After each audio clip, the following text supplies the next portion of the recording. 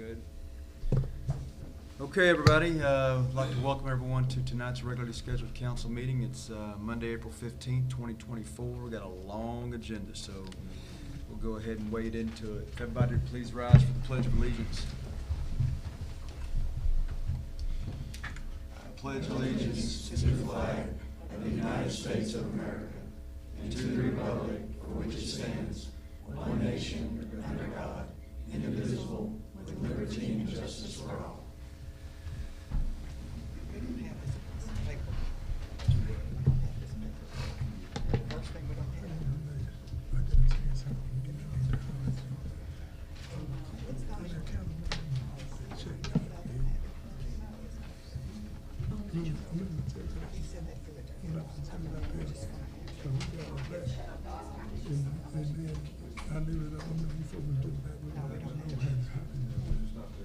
So some kind of way, take it over to back to the one stop on the post. All right, under first item, we've got public comments. Let's see, we've got, is that a Mr. Harmon? Did I see that correctly? How do you spell that first? Is the last name? H-A-R-M-O-N, Harmon. Okay, all right. B-T-R-O. Miss Harmon, you are up, so. That's the lower sister. All right. I understand that. Ms. Harmon, you're the first person who has signed up on the public comments, so you are free to speak. If you would please step up to the mic and just tell us who you are and your address, and you can be off and running. This one? Yes, ma'am.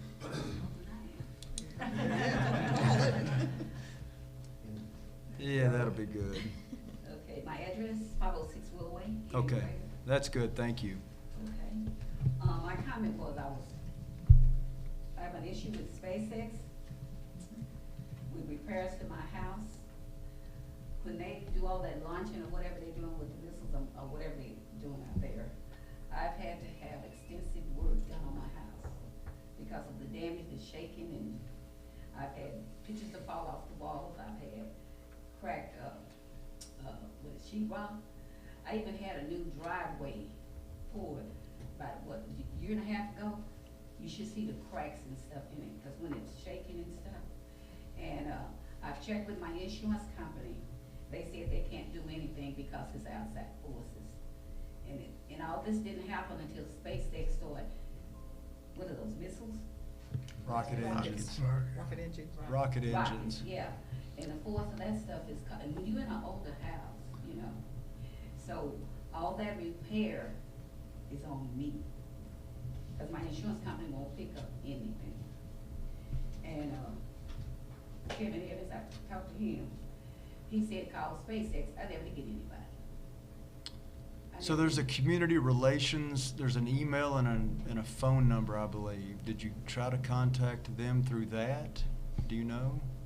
I don't have that. Well, let me ask you a question. Why is it our responsibility for us to do all the calling and answering? Because you guys brought SpaceX into McGregor. And you all didn't check into Elon Musk because this is why he left California. Because he did not want to adhere to the rules and regulations out there. And at the time he said, that's all right, I'll pick up and I'll go to Texas. Well, man, when he started testing rocket engines, there was no place to test rocket engines probably in the world except McGregor at the time. So Yeah, but he left. He's doing other things in California and does some things here in McGregor. But I understand your question. Your frustration is you feel it should be somebody else's responsibility except besides yours to chase down someone to answer some questions for you. yeah, because I'm not getting any answers. Yeah, I understand. And I don't know if you all pay attention, but there's an odor that's coming out of there. A what? An odor.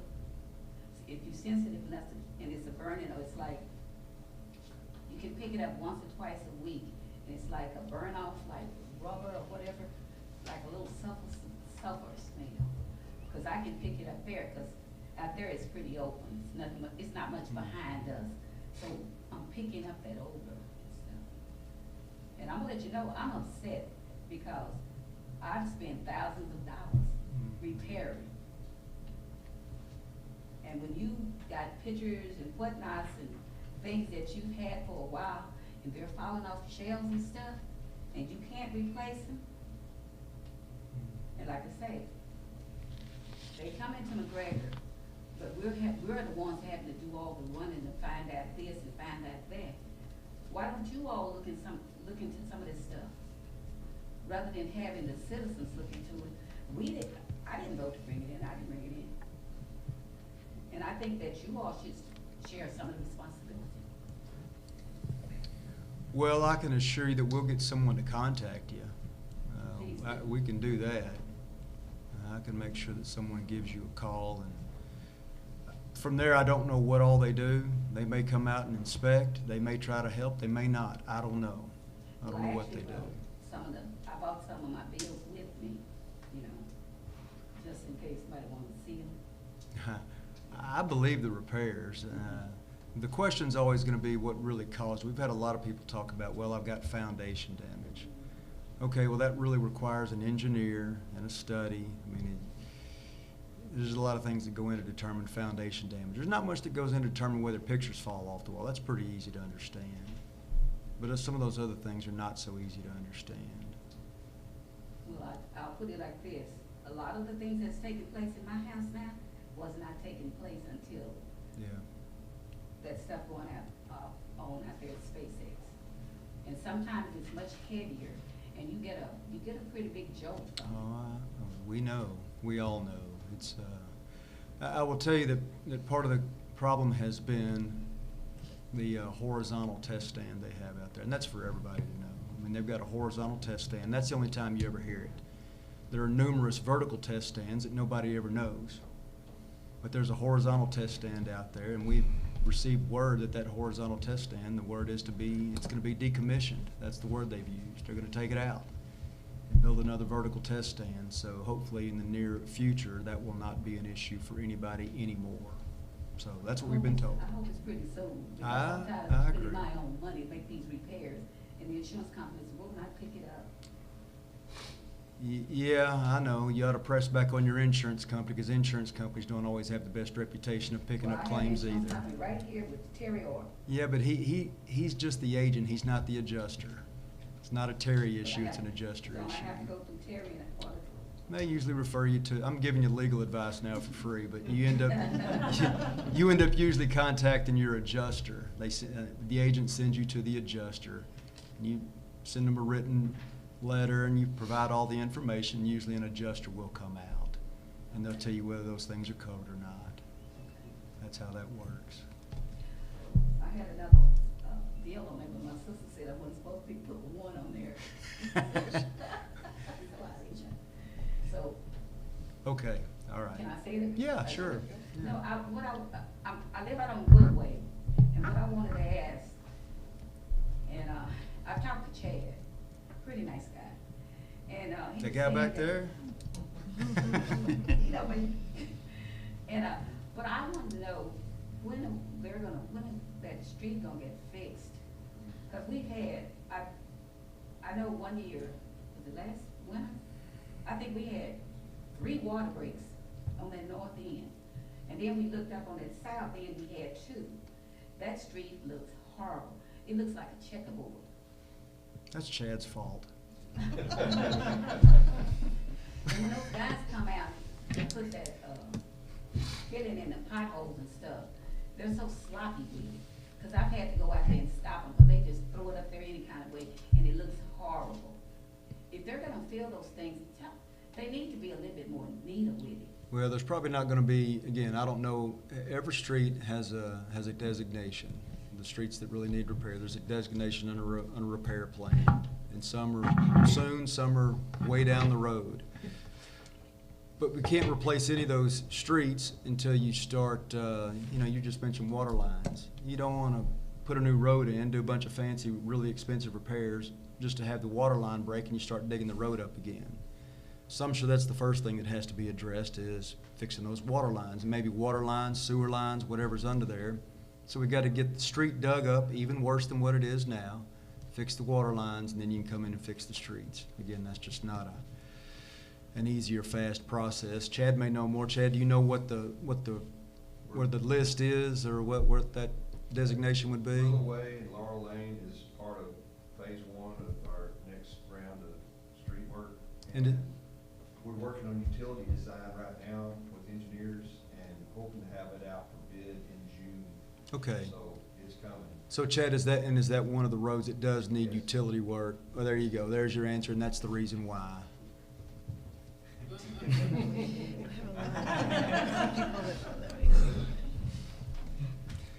Ms. Harmon, it's nice to meet you, and thank you for the comments. Mr. Kelly, I know that you and Mr. Garcia and Mr. Zetalavio, I know y'all are here under a separate item. We'll just hold those comments until that time. Ms. Carroll, Dolores Carroll, you're up, ma'am. You're gonna need to pull that mic down even some more. I think I would talk a little bit louder. Good afternoon, council. I'm here.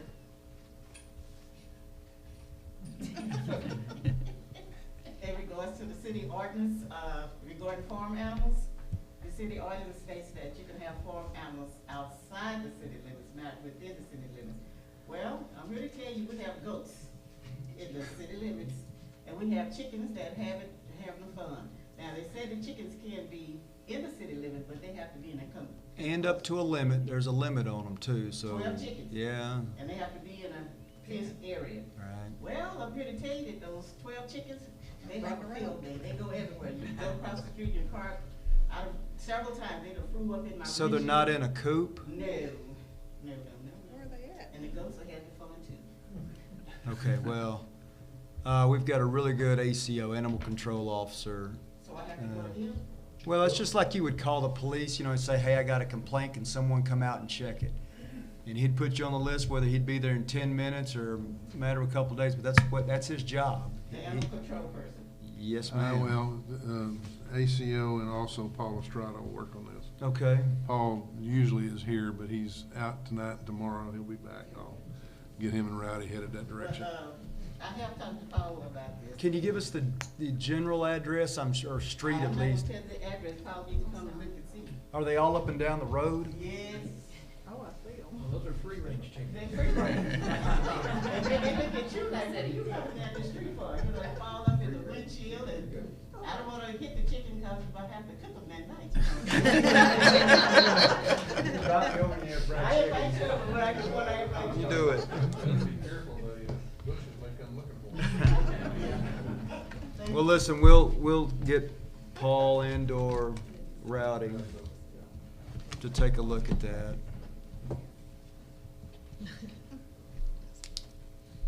So anything regards to the animals, you have to go to the animal control person. That's normally what you do, is you just call. We have a number on the website, or you can call the police department. You don't have to dial 911, you just dial the main number up there, tell them who you are and what's going on in the address, and tell them you need animal control. And that's his job, and he's really good at it. Okay? But we'll report this one for you. Okay, You don't need to do anything else with that. thank you. That's pretty obvious, and you've made the effort to come up here, so we'll take care of that.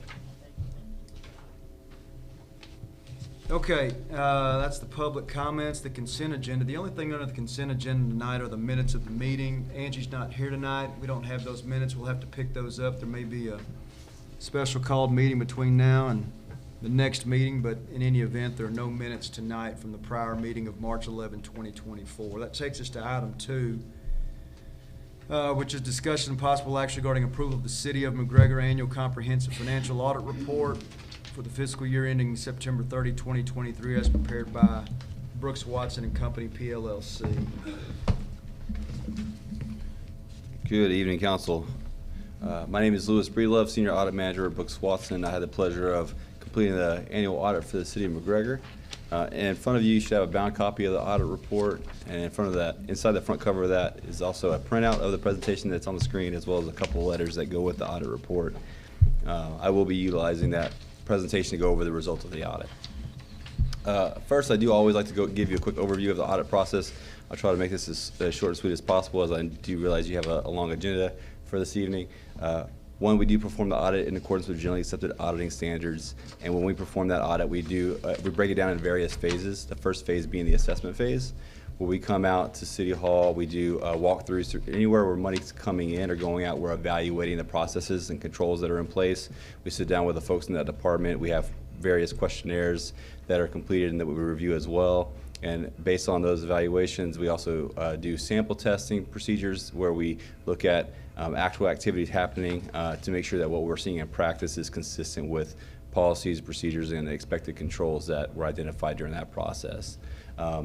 That moves us into our risk-based approach, where in addition to risks that may be identified during that process of evaluating the controls, we also look at the financial statement line items within your report. Every year we have to evaluate those because they can vary depending on various things, and each line item within the financials will drive up or down the type of risk associated with it, which will then drive the type of procedures that we need to perform, as well as the level of detail that we need to perform those procedures. Once we do that, we move into our compliance testing phase of the audit, where we evaluate things such as bid requirements, anything grant related, Public Fund Investment Act, anything that you all as a council may have approved. We review all of your meeting minutes to see if you approved anything that may have a compliance component to it. And we evaluate that through that audit process as well. Then there's the field work phase. That's where we actually come in after year end. The numbers have been finalized for the year. We come in and evaluate cutoff, perform procedures, verifying and confirming with third party wherever possible. And then as we're tying out to our balance sheet, we're testing the material accuracy of your revenues and your expenses. After all that, it goes through multiple levels of review to ensure no additional testing procedures are necessary, and then prepare that audit report and letters that we have for you this evening. Let's see. Is this on? Oh, sorry about that. Got it. All right. As it relates to the components of the annual report itself, in the bound copy of the report from front to back is the introductory section. It's going to have your transmittal letter information as it relates to the city. And then the financial section, which contains the opinion letter. That's our opinion over the financials. The management's discussion and analysis. That's going to give you some year-to-year comparison, as well as touch on some high-level material areas within the report, such as budget, capital, debt, and things of that nature. Behind that's your financial statements. That's going to include your full accrual, government-wide statements, as well as your fund level statements. And behind that's going to be the notes, those financial statements. So that's going to give you more detail pertaining to those numbers to give you a better idea of what all those numbers contain. And oftentimes we'll give you a breakdown of the numbers what's summarized in the financial statements itself. And behind that's your supplementary information. So it's going to be things as TMRS information, and then your statistical section. So that's going to be generally 10 years of historical data pertaining to the city to give more transparency over the financial history of the city. As it relates to that first item under the financial section, the auditor's opinion letter, there are 4 opinion types that we as auditors are able to provide. There's unmodified, qualified, disclaimed, or an adverse opinion. The city did receive an unmodified opinion, often referred to as a clean opinion, which is the highest level of assurance that we as auditors are able to provide, and that's what we want to see. So city did well, and no complaints on our end. Next, just to give you some quick financial highlights for the year, comparing year-to-year financials as it relates to the fund balance for your governmental funds. So the general fund, we saw an overall increase in fund balance of $865,000 for the year. That's primarily due to sales tax coming in over expectations for the year, as well as a lot of activity happening within the city, driving permits and license fees as well. And as well as the budget just being overall well within the structure there. So sales tax and revenue was driving the overall increase in your general fund, while expenditures stayed in line with expectations overall. Your debt service, we saw an overall small decrease of $9,387, relatively consistent. Your capital projects, we saw a big jump there. That's primarily due to your issuance of bonds that happened during fiscal year 2023. Your TERS fund, we saw a decrease there of $2.7 million. That's just the utilization of those funds for the capital projects, which is in line with expectations. And then the other non-major fund category. That's any other fund that does not meet the requirement to be presented as a major fund gets lumped into this category and is presented in the back part of the report. Overall, we saw an overall increase of $331,000. These are primarily special revenue funds, and so they're all being utilized for their intended purpose and in line with our expectations there as well.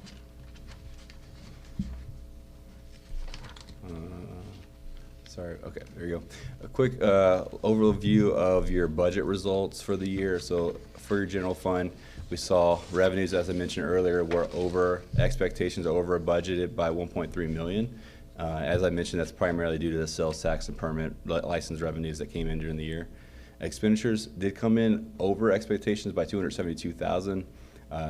That's primarily due to some developmental costs, but overall, most departments, most areas stayed within and under budget.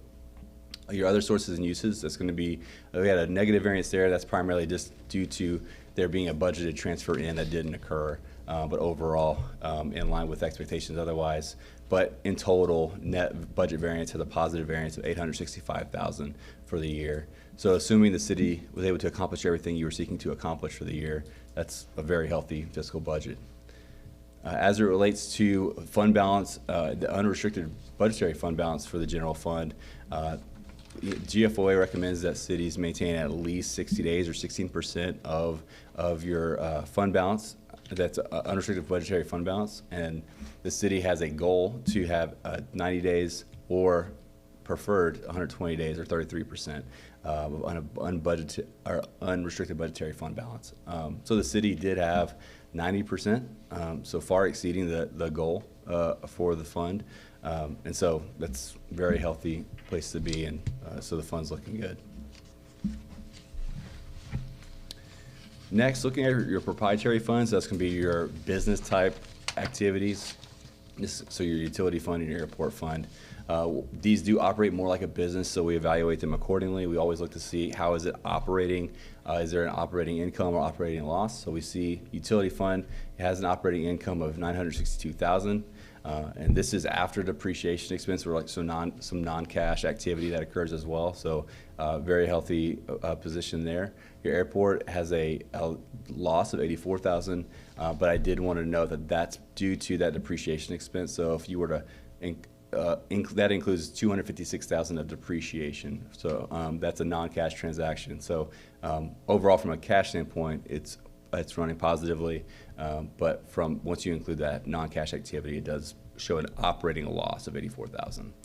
Overall, after other non-operating activity and transfers in and transfers out and things of that nature, the overall change in net position for your utility fund is $824,000 increase, and then your airport has a $70,000 decrease. And then a quick breakdown of your net position. So for your utility fund, overall net position is $12.3 million. Most of that is restricted or part of the investment in capital assets, so $9.5 million. The unrestricted portion is $2.7 million, and likely most of that is actually earmarked for different capital projects as well, just not bound to the capital asset restriction. And then your airport has a $7.6 million net position. Most of that is restricted for capital assets as well, $6.4 million, and the remainder is $1.1 million. So both funds are in good shape, and the utility funds specifically is self-sustaining and in good shape. So no red flags here for us. Next, looking real quick at the Economic Development Corporation, just comparing year-to-year comparison for the fund balance, we did see an overall increase in fund balance of $366,000. That can be seen primarily, you can see that from the budget results here. So overall positive budget variance on the budget of $375,000. Revenues came in over expectations by $214,000, and then expenditures were under budget by $161,000. So overall, very, very healthy budget results for the year, positive position. So things look good for the EDC. Next is referencing the other two letters that come with the report. There's the communication with those charged with governance. That's the first letter there. It goes over various points that we are required to communicate to council and management as it relates to our responsibility over the audit, management's responsibility as it pertains to the audit. There are a few points on that letter I always do like to pull out and make sure I highlight. The first being the audit was conducted in compliance with all ethics requirements regarding independence. 2, that we had no difficulties encountered when working with management. And 3, any audit adjustments that were identified are being corrected by management. The second letter would be the communication regarding any internal control concerns. There were a couple minor recommendations, or one recommendation, and then another FYI for future information, but there were no material weaknesses identified. So your finance team, which is now doubled in size recently, does a great job.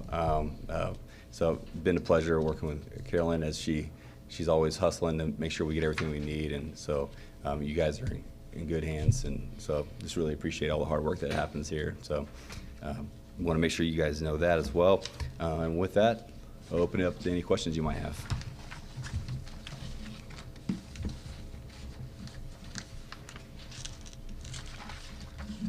Any major trends or changes you saw from last year?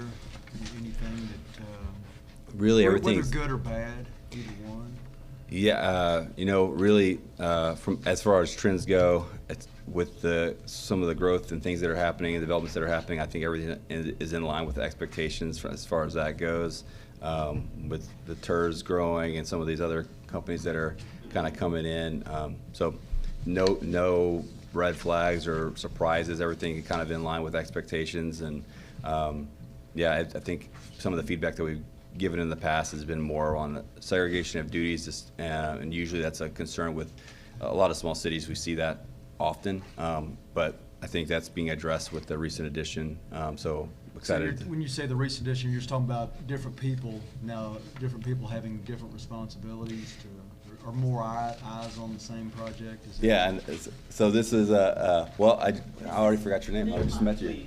It's first day on the job. So. But yeah, typically when we look at cities of the size of McGregor, we're Carolyn, with the development that's growing, there's just more and more that's kind of just on Carolyn's plate. So it's hard to manage, and so then those segregation of duties, those controls that you want in place, while it's still there, they're not there as robust and strong as you would like them to be, just due to the volume. And so with him joining, it's going to be, I expect to see a lot of changes there. So excited for that. Day one on the job? Yes, sir. And your name? Lee Klump. All right, Mr. Klump, nice to have you. And he's actually gotten some done stuff that's been on my back burner done today. Yeah, Day good. one on the job, Day man. Good. All right, thank you. I'll tell the council, I always find the audits interesting, especially in the back. So I'd encourage all of you to pick up about around a page 100. There's so much good information and tables always in the back of these audits that I guess those tables back there are what form the backbone primarily of the audit. Is that right? Those So tables? those tables in the back are really the city going above and beyond the minimum requirement for cities. So as a city, you're not required to present those statistical section, is what they call it. But without it, you're just kind of left with just the information for that year. And so it allows you to look at it and go and to see those trends and to see how the city's changing and growing or potentially declining. Yeah. Like you see some cities that were historically look back and they may have been in their heyday 10 years ago, and now they're, things are not in greater shape. But so it really helps you get a full picture of what's going on in the city. So y'all, on your own time, I'd say mark about page, looks like 93 or so. There's some really interesting information that goes back to 2014, that you can really track what's happened in the city. Anybody have any questions? Kevin, any comments, questions about anything? My comment is I'm enjoying the quality of the audits. Carolyn knows what I mean by that. Thank you. I know it's with everything that Gadsby has put on us, it becomes more interesting and longer and more tedious every year. Some of it I'm not exactly sure why, but that's not my bailiwick. But anyway, I want to thank you very much. Appreciate the work. Absolutely. And the quality and the look has changed a lot. And I appreciate it. Yeah, it's our pleasure. And speaking of Gadsby, one of the things in that second letter was an FYI on some new pronouncements, and Carolyn and I have talked about it a little bit already, but so it's some information as how to prepare for the next one that's coming. And so there does seem like there's always a new GASB, and they all mean well. Sometimes I get it, sometimes I don't, but we do what we're required to do. And so, but the new GASB pronouncement is the treatment of compensated absences, which is how you treat the reporting of PTO and sick time and things like that. So it could result in extra work and potentially higher liability reflections in the financials.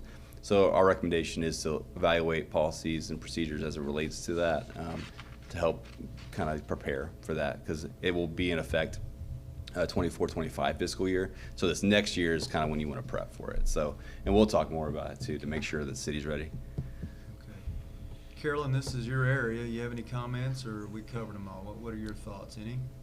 Oh, I'm with Kevin on, I'm very thankful for who we have doing our audit, because they are very thorough. Why, that might be counterintuitive of me liking that. Yeah. I love it, because it's like, you know, it's really been looked at and dug into, and I feel good that if there's something, they'll find it. Okay. So, I'm very pleased. I always joke with Carolyn that I'll dig harder next year to see if I can. Okay, unless anybody else has any questions, we appreciate it. Absolutely. Thanks for the work in the report. Absolutely. My contact information is there, so if you think of any questions after the meeting, feel free to reach out to me. All right, we'll do so.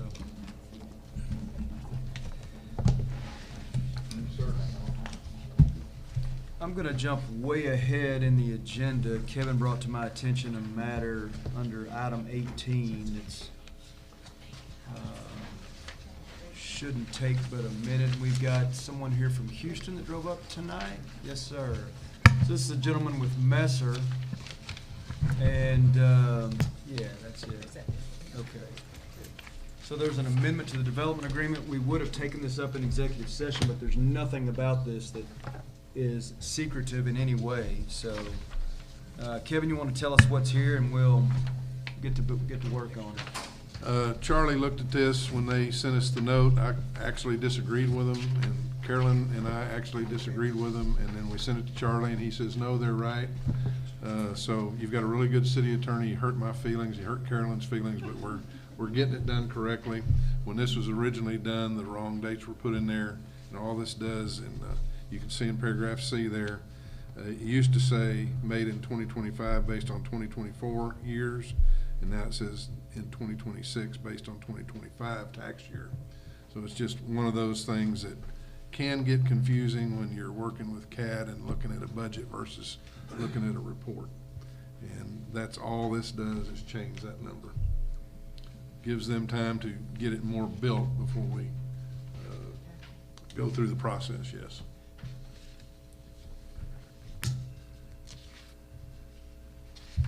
And Kevin, you have a copy that's signed by the Messer representative already? I do, and when y'all pass it, if you'll sign these two, we'll let him take one and go back to Houston. He's got a long ways to go. Is there a motion under item 18? Yeah. Same thing. I make a motion to approve the development agreement between City of McGregor. Just reference that First Amendment. Okay. First Amendment to Development Agreement. Perfect. There's a motion. Second. And a second. Any questions? Hearing none, all those in favor say aye. Aye. All opposed, no. That motion carries.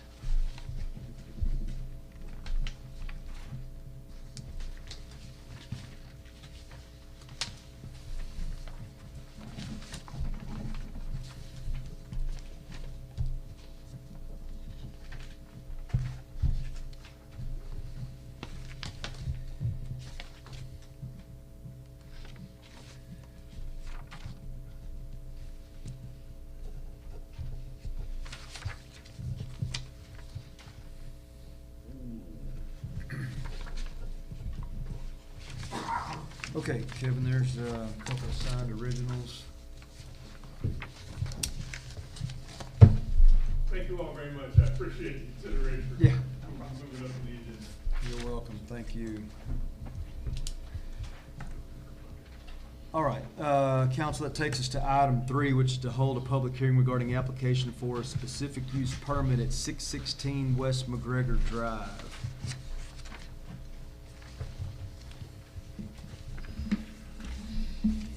Good evening, council. We have a specific use permit for some gaming machines at this address. I was unaware, but there seems to be a history of gaming machines in McGregor, so I was filled in a little bit by P&Z and gave them what I know about this particular operation. The gentleman did ask about it. I told him I was by a specific use and that it was likely not favorable, and he proceeded to submit his application for this. In your packet, you should have the information regarding gaming machines as the state of Texas allows. This building right here is a church, which is in 300 feet of the location, so that is some pertinent information in there as far as allowable uses, but this was recommended to not approve by planning and zoning.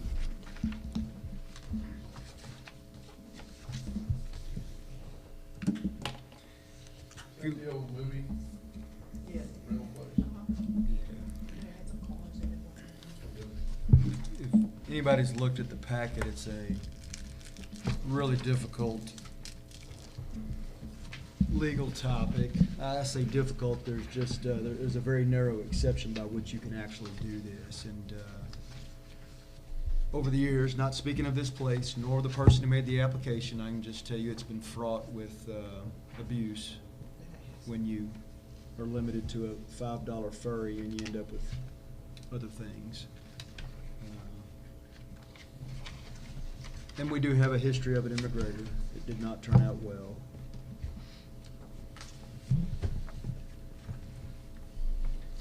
Does anybody want to have any discussion about it? We know that P&Z voted it down. We would have to have a motion by someone on the council to approve. We would have to have a motion before we could even open it up for further discussion. So I'm happy if someone wants to make that motion, then we can discuss it further, or. You have a public hearing? I'm looking at, oh yeah, this is, skipped ahead of myself. Yeah, so I tell you what, at 7:14 then, we will open the public hearing regarding the application. So at 7:14, are there any comments on item 3? Anybody from the public want to comment? Are you talking about that video place? Yeah. Mhm. Yes, ma'am. Next to the subway, Next to the subway? Yeah. across Blue from building? the new Family Dollar. Across from it. Across from Family? Yeah.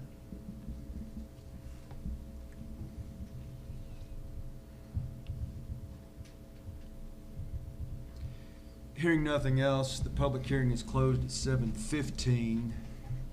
That's under item 3, so that takes us to item 14, discussion and possible action regarding application for specific use permit at 616 West McGregor Drive. Item 4, you said 14. Yeah, item 4. Item 4 is discussion and possible action regarding application for specific use permit at 616 West McGregor Drive.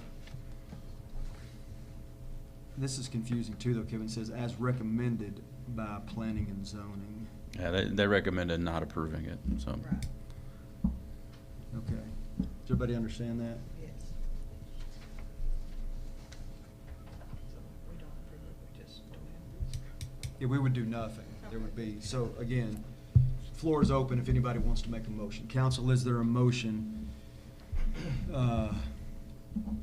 Is there a motion to approve the application for a specific use permit?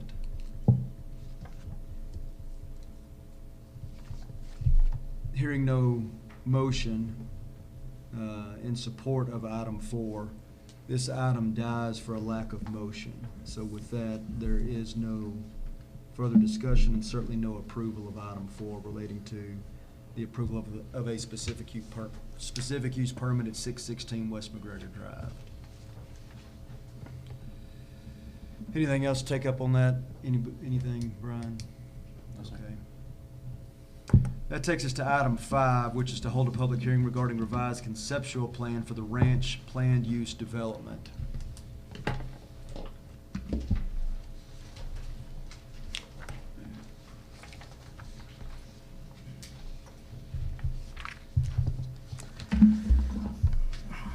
Council, thank you so much for letting us be here. My name is Felipe Garcia. I represent a group of investors, dirt daubers. We briefed this a year ago, and so since then we have hired a consultant to help us with the layout. And the only thing I want to get through is really just the layouts on this, because I know that you guys have a huge agenda, so we want to get to the layout. So other than that, the big change is that we've brought in a consultant, Scott Calley, and I'm going to let him kind of talk about the layout. Before we do Yes, that, sir. somebody at city staff, I'd like to catch us all up where we are before we do that. So that would be my intention, Brian, for you to have said something first, so. That's a little bit part of their presentation, but I'll just kind of recap it. So this project's been going for a little while. It was actually, I believe, April of '22 was the original conceptual plan was presented. If you'll recall, that was the night that the Parks was here. Y'all had a standing room only. And so worked on it for a little bit, met with them in November, year and a half ago, and then in April of last year is when they brought the original preliminary plat to. As you remember, things were a little contentious at that point. They ended up seeking legal counsel on their preliminary plat. Their preliminary plat was, since we had not elected to take action on it, we tabled that item. By law, they had a 30-day shot clock, which no action approved their preliminary plat. Long story short, we've come back to the drawing board. They've done a lot of re-engineering of the project. Just a staff's opinion, it's a lot better project than what was originally proposed.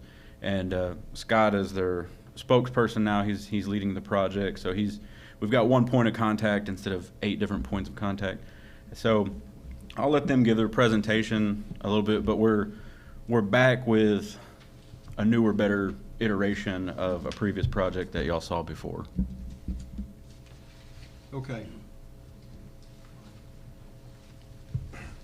Hi, I'm Scott Calley with McClellan County Realty in Waco, Texas, 3828 West Waco Drive, Suite 1.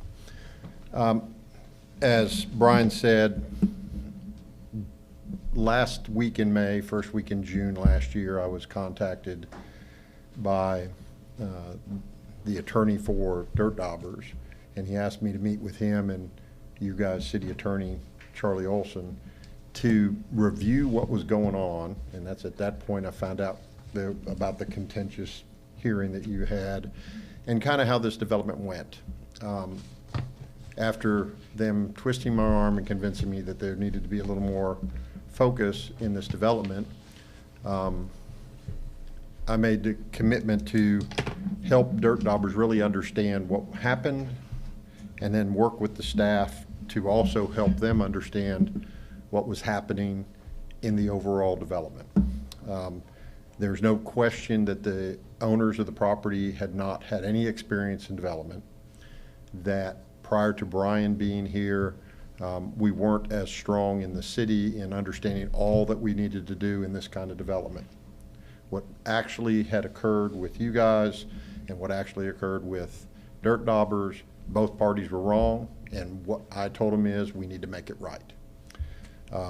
First thing, we're going to talk about this evening the changes between the railroad track and 84, and I think everybody knows where the property is, correct? Okay. And you'll see that from the railroad track or the railroad, old railroad track to the east, you'll see that tract of property. We're not discussing that tonight, but I'm making sure that you see what the proposed future of that would be, because I think it's important for you to know that. All of the land that currently sits out there is zoned R10. it will continue to be zoned R10.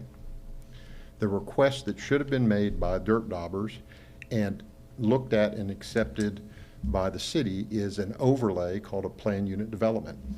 Okay? Plan unit developments are overlays over top of your existing ordinances for zoning. In doing that, it permits that the city, through their master plan, can go in and make a more cohesive development where there's more than just one product or one zoning allowance. But it doesn't require you to end up spot zoning, which is not what we want. So that in the plan unit development, what is proposed must occur. Otherwise, you don't get to do it. Okay, so that's what should have happened. The good part about that is that's what's being presented to you tonight. That they're going to do it the way that it should have been presented. And Brian and Kevin and I have worked pretty diligently along with Charlie to make that happen, as well as tighten up the PUD overlay ordinance so that it's clear to everybody in the future and clear on this project. Okay? Also included in that is in the developer agreement that it outlines exactly what's going to happen, when it's going to happen, and who's responsible for it. Because within this subdivision, one of the things that's important, you guys have established a new TERS 2, and the sewer will come from Cotton Belt all the way up that railhead or that railroad track to help service this and service future needs for other development and the city of McGregor. Okay. So when I sat down with these owners, the first thing I did is I said, gentlemen, your overlay, your plat that you submitted to the city is not an acceptable plat because of the 3 items that are up there on the board. Safety. We had 1 in and 1 out. There's no reason that anybody should die because they live in a subdivision. You can't pull out of a subdivision onto traffic going 60, 65 miles an hour at 7:30 in the morning with a cup of coffee in your hand, and you make a mistake and somebody takes you out. That's not right. And no developer should plan that. And in this situation, that's what was being set up. Second of all, 1 in, 1 out. If a fire truck needs to get in and we have a fire at the front entrance of this thing, how does everybody get out of there? Not right. Not a good development plan. So those had to be removed. I worked with Kevin on this and with the owners. Windsor Road, which runs parallel to the west of this property, and this is the double horseshoe. That doesn't exist anymore. That's not what we want. That's what ended up being platted by default. But the Windsor Road, okay, that's the new plan. Well, let's go back to the Windsor Road. Well, yeah, let's show. So that road really wasn't proposed. They were going to give 30 feet on one side of it to the city through eminent domain. You see the center entrance to the commercial that was going into the quote sea of horseshoe duplexes. Ranch Road was coming in to filter through, and everything towards Waco was going to be a horseshoe of single-family homes. You had 4 commercial lots on 84, and then you had a 5th lot that wasn't owned by the same group of people, but partially owned by some of the people, which is now simply storage. As you see that 3-story going up, it was there. Ranch Road was directly coming out, and there's a giant box culvert under 84, and everything that's headed north across the highway, all of that water was going into the bar ditch from years ago, going through that channel and coming straight down Ranch Road like a river to the back end of the property. So all that acreage over there was feeding into this subdivision. All of the water that's from McGregor comes down the railroad track and hits the subdivision in the corner. If Brian will hit that, yeah, there you go, Brian. Right there, and then it turned going a little bit to the north and ran right down to the middle. I don't know why the engineers that started this, which was 1519, would have designed all that. We fired those guys. Okay, they're gone. The engineering group's gone. Walker's happy. We're happy. We still have Bowman, which is the same company. They're the ones who bought out 1519, but we have one singular engineer who has extensive background in subdivisions. So what we've done, because of safety and hydrology, okay, we came back, and now, Brian, you can put the new one on. We altered the plan, okay? Now, what you see on the bottom of the screen, I'm showing you that's in the ETJ, that's future development, that's R10. We had to show that so that we could incorporate both our water flow and our sewer capacity and our water capacity if it ever gets developed out down the line, in the future. If you don't know what's going to be there, how do you plan? So we want to make sure everybody sees that. That's R10 zoning, and that's what it looks like, okay? What we are talking about is between Highway 84 and that railroad track area, okay? So in the new plan, the developers are providing 70 feet of access on Windsor Road, creating 2 exits out that way so that you can hit 84 there. You still have the Ranch Road exit onto 84. There is a drive approach on I guess that's lot 2 in the middle of the commercial, but it only enters in off 84 and it doesn't feed into the residential neighborhood. So it's not going to be a traffic flow for the residential neighborhood to sneak through and get out, okay? We also met with TxDOT, who has been very cooperative now, with an agreement that there should be an access road extension from the access road that runs in front of Balin, okay, all the way past our property and continuing on as far as the city of McGregor would like to have. In doing that, and there's enough land to do so, we're now having our traffic come out into 35 or 40 mile an hour traffic, and that's up to the ordinance of the city of McGregor to make that decision, okay? And so somebody's turning out of either Windsor Road or Ranch Road into 35 mile an hour or 40 mile an hour traffic. Huge difference, okay? It also enhances the commercial capabilities there. And as we all know, for the city, we only make money with ad valorem taxes, sales taxes, fees, and fines. And so anytime I can help increase your sales taxes, we want to do that, okay? And it needs to be appropriate. We also met with TxDOT, and on Windsor Road, I can't tell you the dates, but they do understand in the future that it either needs to be an underpass or an overpass. What we'd prefer it to look like is where Spiegelville Road is, where the Windsor Road goes underneath Highway 84 and it goes up, because it makes all 4 corners more valuable. If you do it the other way, then you've trapped your corners. So you've enhanced the value if it looks like Spiegelville. You don't enhance it if you have an overpass on the minor road, okay? That's going to be driven by funding, obviously. As we get into the ranch, it's intended that the 5th lot, so 1, 2, 3, and 4 was in the other plan, where simply storage will be incorporated into the PUD. Currently, simply storage is not appropriately zoned, but it is being built, okay? By putting it into PUD, we then come into compliance and eliminate any future people coming in and saying, gee, you let them build on this, why don't you let me build on it? So we wanted to clean that up quickly. So immediately we'll do that. So that would be in phase 1? That's in phase 1. So everything in the maroon or rust color is phase 1. That's all phase 1, okay? And let me clarify, and the khaki is phase 2, and the lighter beige is phase 3, okay? The bottom part would be phase 4 when we get to that point, okay?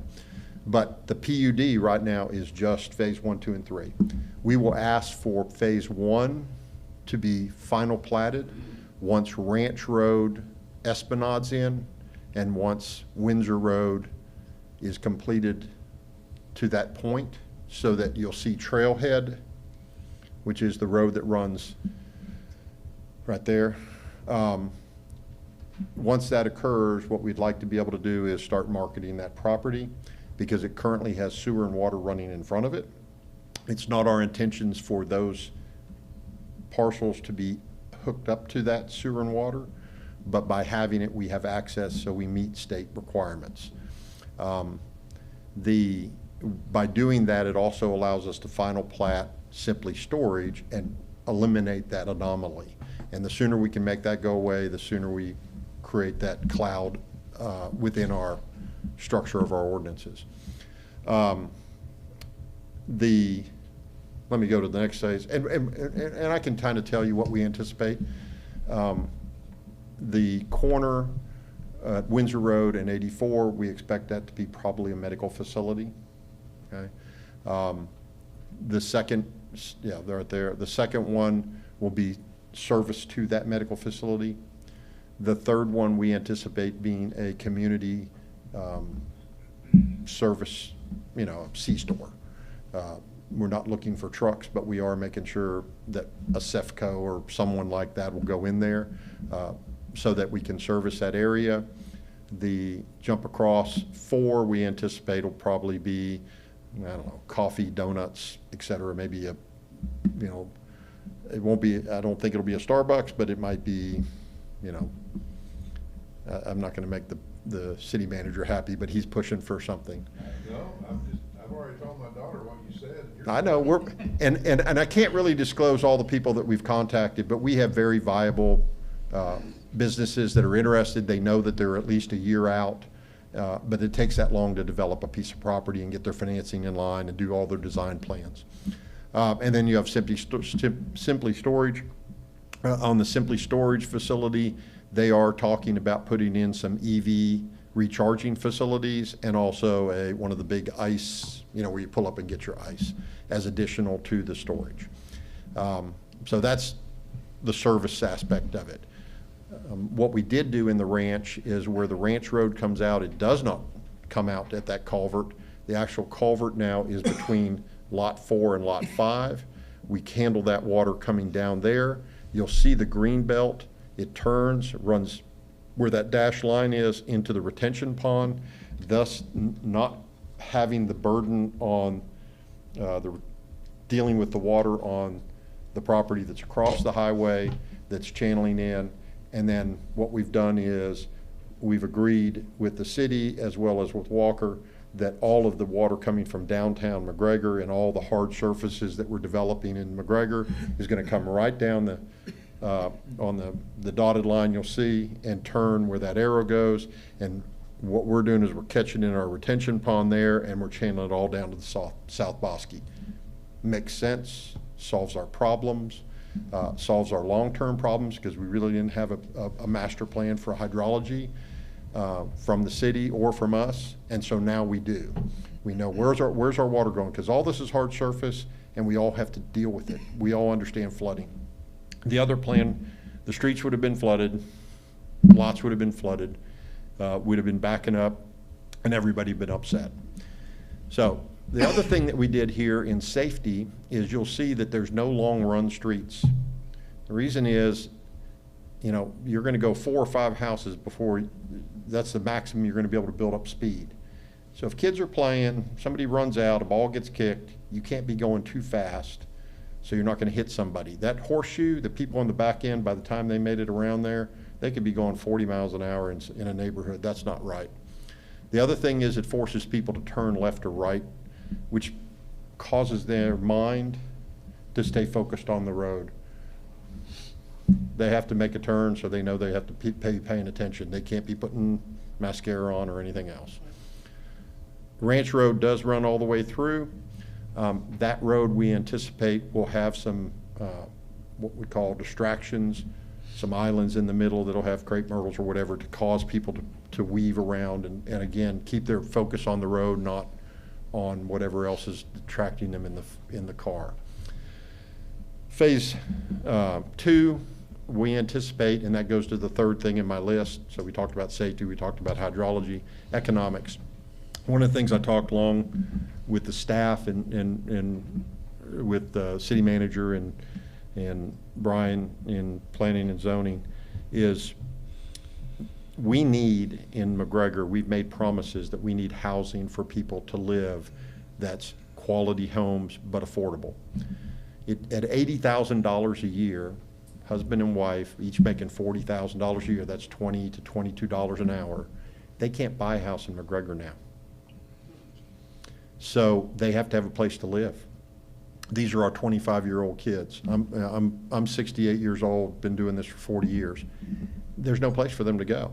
So we anticipate that to be townhomes, duplexes, quality stuff that you'll see. One of the streets that I've recommended is if you go on Tigwa Court off of Panther Way, half that street is the type duplex we're looking at. And in that situation, when I use the word duplex, it's more the condominium duplex than it is what we all understand as mass, housing. They're not looking for that. And in doing that, you'll see the size of the lot allows for that. So they're anticipating the variation will be 1,200 to 1,500 square foot per side. It costs $150,000 to build 1,000 square foot of housing now.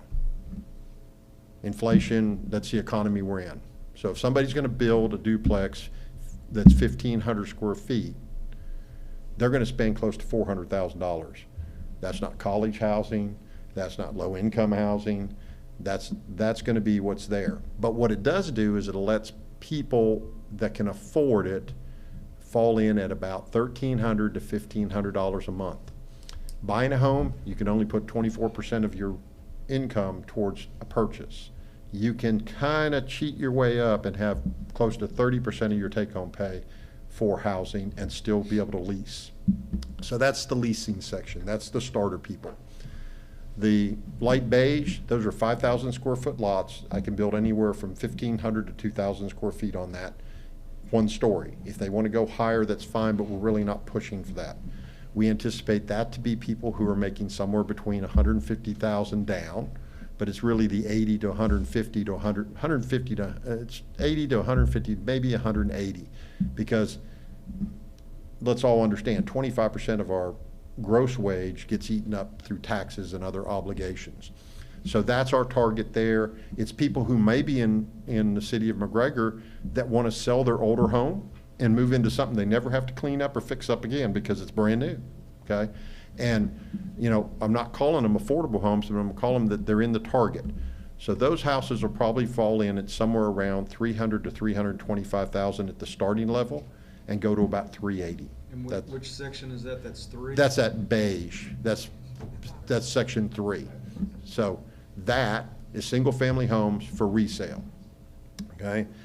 There may be some investors, there may be some, we anticipate the duplexes in phase 2 to be multiple builders, and I've contacted several of them that are local, that you would know the names, that are very interested in that, okay? So that's what we intend, okay? What you see down at the bottom side, which again, we're not talking about that as the PUD overlay, but just to make sure when you see that, the khaki phase 4, those are larger style 3,000, 4,000 square foot homes. And then I maximize the density at 2,000 square foot so that the hydrology and the engineering has the most number of lots they have to take the capacity on. We don't anticipate phase 4 to have any type density like that. But it's better to plan for the worst case scenario than the best. And again, there's detention ponds at the bottom and everything that's there. I don't know what McGregor is going to need. I don't have any, I'm not an owner in this, but I've told Kevin and Brian this. City of McGregor is positioned that it could easily be Frisco, Texas, because of the growth that's here, because you have the water and you have the sewer capacity that the city of Waco doesn't have. People don't realize that it's difficult. We're looking at, the city of Waco offering developers $130 million out of their TIF money, while they're turning around and telling other developers they got to pay $4,000 for the right to build in just the issue of we want development costs. We know that impact fees never worked, but they're now putting impact fees in there. So what will happen is the people who are developing in Waco city limits are going to leave there, and they're going to look for the prime property or the right places. McGregor is the right place. So I'm just forewarning you. I'm not telling you that these guys affect it, but you're going to have people knocking on your door more and more and more saying, we want to do this. Lorena doesn't have the capacity, you guys do. The other thing that came out of this, we are going to do lay down curbs that still have gutters, but it widens, it gives the feel of a widened street. There will be no street parking on Ranch Road, which goes all the way through. As you come through Ranch Road, you'll see that both sides of that street, which is the main thoroughfare, will be single-family homes. It will not be, any kind of multifamily or duplex. I just feel like that makes the development feel better. And second of all, that's going to be the heaviest street, so you have less chance of people parking on the street. We're hoping that we don't end up like a D.R. Horton subdivision where the people buy the house and they use their garage as their storage facility, and then they're parking 2 in the driveway and 2 on the street, and it just becomes a nightmare.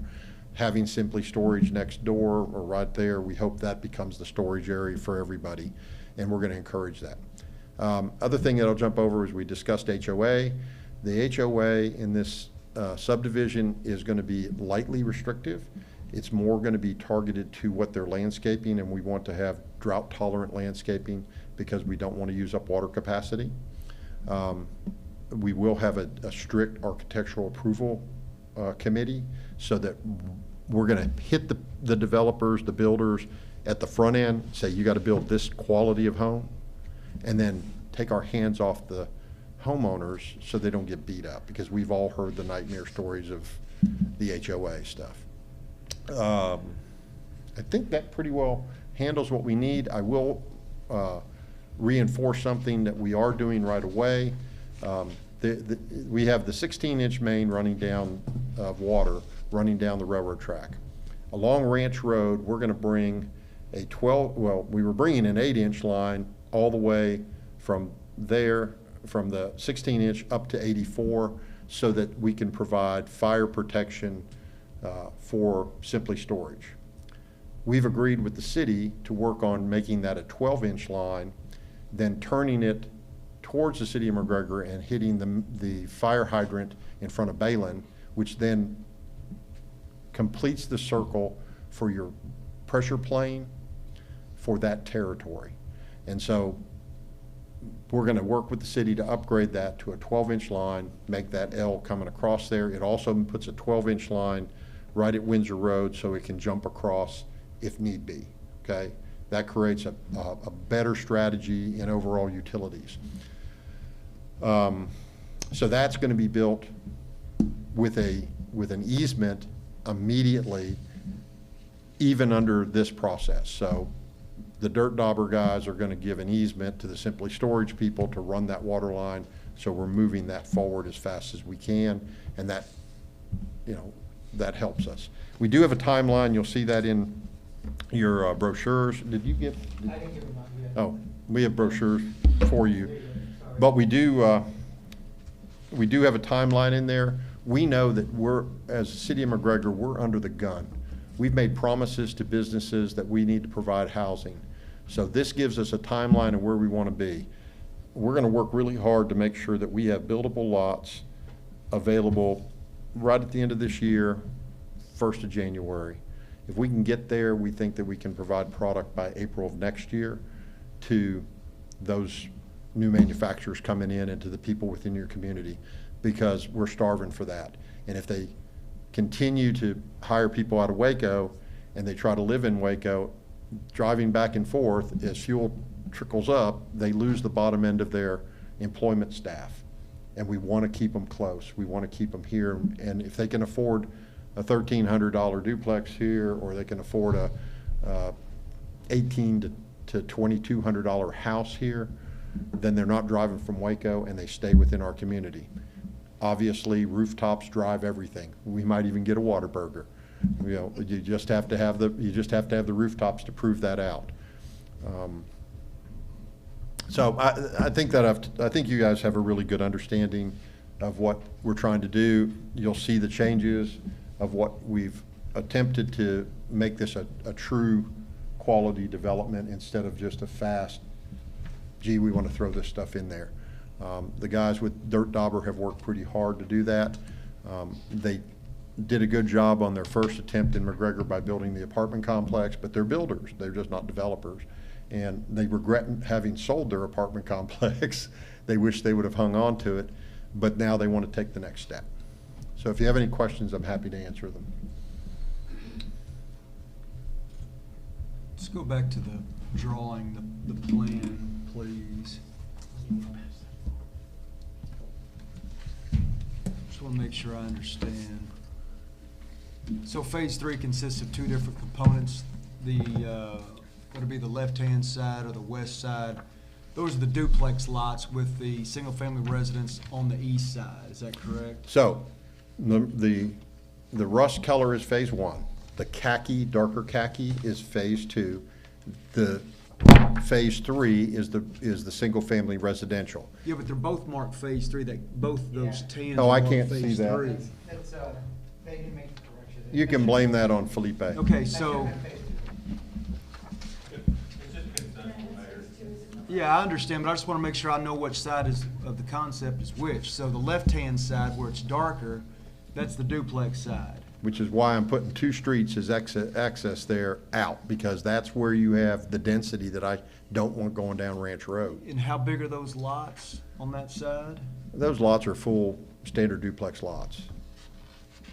Those are 1,800 square feet, I believe, is what they calculate out at. And let me say this, what you're seeing there in the preliminary plat is maximum density. Once we get in there, we may lower the density. So you'll not have any higher number of lots, but we may come back in final plat and say there's only 45 duplex lots or townhome lots, and there's only 93 residential lots instead of 100, I think it's 108 right now.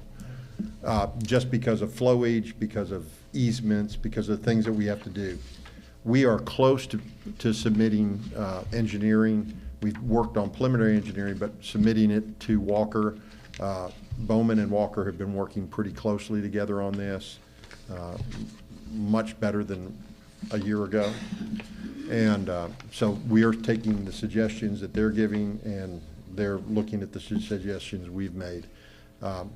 Just like there's some corner there, we've looked at, do we want to put in a dog park where it's fenced off and where we might want to channel some drainage through it, but here's a place where people can go and walk their dogs instead of in one area.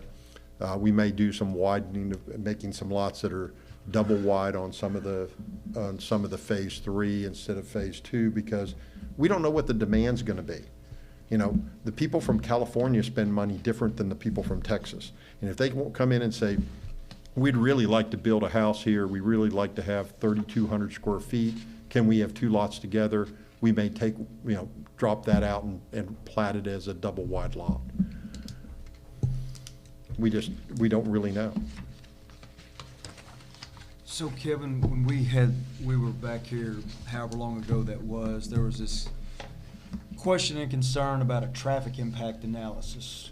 Did that ever happen? And if it did not happen, what happened to it? Well, it will happen, and it will consider everything you see in that picture, and it's also going to have to consider the possibilities of what's going to be added to and taken away from this by the frontage road.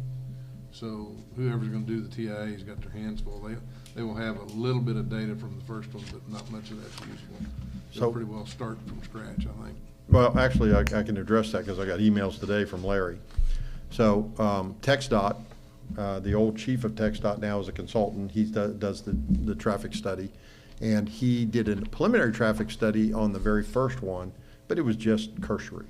Okay? We've now asked him, what you see right there, to incorporate that entire design plan, including looking at the traffic plan with phase 4 in the plan. Even though we're not asking for that, he has to take that in consideration, because that's a lot of rooftops. That's a lot of people. Okay? And again, going back to my #1 deal, safety. I mean, the city staff, TxDOT, and us were all sitting at a table, and we agreed that nobody should die because we made a bad plan based on money. And so that's what came out of it. You know, Windsor Road coming all the way back. I don't know, you know, what will happen on the property behind us. We hear it may be coming up for sale. If it does, hopefully Windsor Road can go all the way back down to Wildflower. And that would create even a better release on there. But that you see, the number of lots there, the maximum density is being included in the TIF with the traffic analysis study. And like I said, Larry is working with Tanya and Cameron. Tanya and Cameron are the representatives with TxDOT, and everybody's in communication. Everybody's talking to each other. Everything's transparent. None of the stuff that we were dealing with a year ago is happening. So, Kevin, there's also a sheet in our packet about the development agreement, and I guess that's anticipated at some point. Yeah, all of that stuff will have to be filled in. You know, we gotta have the development agreement so we'll know where we're going. We gotta have the numbers. The submission of the engineering is gonna help with that. The TERS is in place. How it works will remain to be seen. But you're gonna have some numbers on here for both drainage and roads that are gonna be yours, and oversize on line, and maybe sewer as well. So this is going to kind of be the anchor for that entire east end that you rezoned years ago to stop the industrial and put in residential. So this is kind of where it starts, and it's actually the perfect place to start because it's farthest west you can go. So everything from here builds out. Pretty excited about this. The thing that they brought to the table, boy, I hate to say this because Scott, you'll probably never let me forget it, is that Scott has a little more understanding of how you have to put this together and move forward with it. But it's really the marketing and who your market is, your teachers, we need places for teachers to live. city employees. You know, city employees, we need, it satisfies it from the ground up, and then when you get across the old railroad track, you're gonna have some housing, whether it's part of this or not. It'll be annexed when the time comes and it's ready to go. You probably have to do a annexation agreement on that part whenever we move forward. But Yeah, we'll annex as soon as we come back with phase 4. the biggest difference, Mayor and Council, is that you have an engineer who knows how to talk to an engineer who knows how to do this. And they're both well-versed, and when you start talking about the drainage needs, that comes to the surface. And we couldn't even get the other engineering firm to talk to us. I mean, there are several meetings scheduled and they just never happened. So we're in the right spot. No problem. We're in the right spot. We got a long ways to go, but we're getting there a lot quicker. And just real brief to help you guys, I know that Jimmy was here when it occurred. My background with McGregor is 26 years ago, I brought the hotel here, and one of my companies built it. I worked with the city in getting Brookshires here. Design package we put into the building after we moved Duster out into the industrial park. So that's projects that I've worked on and fulfilled to make sure were good projects and were done right. So. Well, to the council, this is gonna be y'all's consideration, not mine here, pretty quick, but this is hands down much better than what we saw last time. But you also, and we've talked about this a lot of it depends on where does the city want to go, what do you want to do, what do you want to promote. Hands down, there's going to be 50-something rent houses there. Every one of them are going to be rent houses at some point. And it's just different when you have rent houses and single-family residences. I'm not saying it's a bad plan, it's a heck of a lot better than what we've seen. And yes, this may be the first, but there will be multiples that will come after, say, well, they did that, we want to do that, or whatever the case may be. But we have spent a lot of time up here over the years discussing that topic. And, you know, especially Andrew and your ward, we've talked about that quite a bit, duplexes, townhomes. There have been a handful of them built to fill in different spots, different places. Main Street, edge of 317 and 3047. There's some out there and they're really nice and probably I'm sure they serve a great purpose, but never to this number. So, just something to think about. So again, Kevin, I'm trying to get back, if approved tonight, what's next step? Where are we? What, So we have, the plan development has to be by ordinance, and we have development standards, which need revision. That's their presentation of what they're going to implement. We have the developer agreement, which will be partnership between the city and the developer, and then the ordinance for the PUD overlay. All of that will come at the same time, and then after that, they can present their preliminary plat, which get that approved. The ordinance does have to have 2 readings by state law, so we have to do the overlay by 2 readings. Correct. But they'll do the preliminary plat, and then based off of y'all's approval or whatever of that, then they can present their final and potentially just do the final for the commercial, start moving forward with that, and bring the rest to it as they want. and again, something else I think is very important, because it's a PUD. He mentioned the phrase, construction and developmental standards. And That's so right. when you have those, you can put that in a development agreement to some extent, what it is that you want out there. If you want duplex and townhomes, or what do you want them to look like? What do you want them to be built with? So those are the things that can also be considered. Quality and materials are part of the deal. That's right, because there's a big difference between a poor quality rent house, go see what it looks like 10 years from now, versus one that by your development agreement, you put in top quality construction. And this is not a knock on the developers. I appreciate them coming to McGregor, but look, developers are always still developers. Very few of them actually live in McGregor. And to their credit, they're all trying to make money. They're all trying to make a living. I get it. They're all businessmen and women. And bottom line is, you could make more money when you build with less quality, most likely. There's a bigger margin in it. You can dress it up, make it look better, and there's probably a bigger margin in it. So, again, something for the council to be on the lookout for if the plan is approved tonight, because I think we would owe it to them that if the plan is approved tonight, then everybody knows this is it. We're stuck with it. We've made a commitment to them, and they deserve the right to rely on that commitment going forward. So, We start this as a public hearing? no. It's just for conceptual. But it's a public hearing for conceptual. You did start it as you Yeah. didn't really give it, but this is a public hearing. That's good. We go Yeah, back that's for how motion. And to help, to make sure one thing that Mayor Herring said, one of the things that I've worked pretty diligently with this developer group, they're developing lots. So everything you see up there is lots. Who's gonna build the properties? Who's gonna buy the lots and build it? There may be 1 or 2 of the builders, of the owners involved, but realistically, it's gonna be local builders who we know. I've made the commitment to the Dirt Dauber Group to participate through that architectural control, et cetera, so that the standard maintains with what the staff has agreed in our developer agreement. And of course, the council has to approve the developer agreement there too. So holding people's feet to the fire is only as good as the people that are pushing to make sure it happens. And my commitment in this whole project, which I wasn't sure I wanted to get involved in after the contentious problem you guys had a year ago, but I realized that for the city of McGregor, it's better to have people that are gonna force people to live up to the rules. I mean, you heard tonight, transparency. There's stuff that's already been goofed up in this thing that we're cleaning up so that future people won't use it.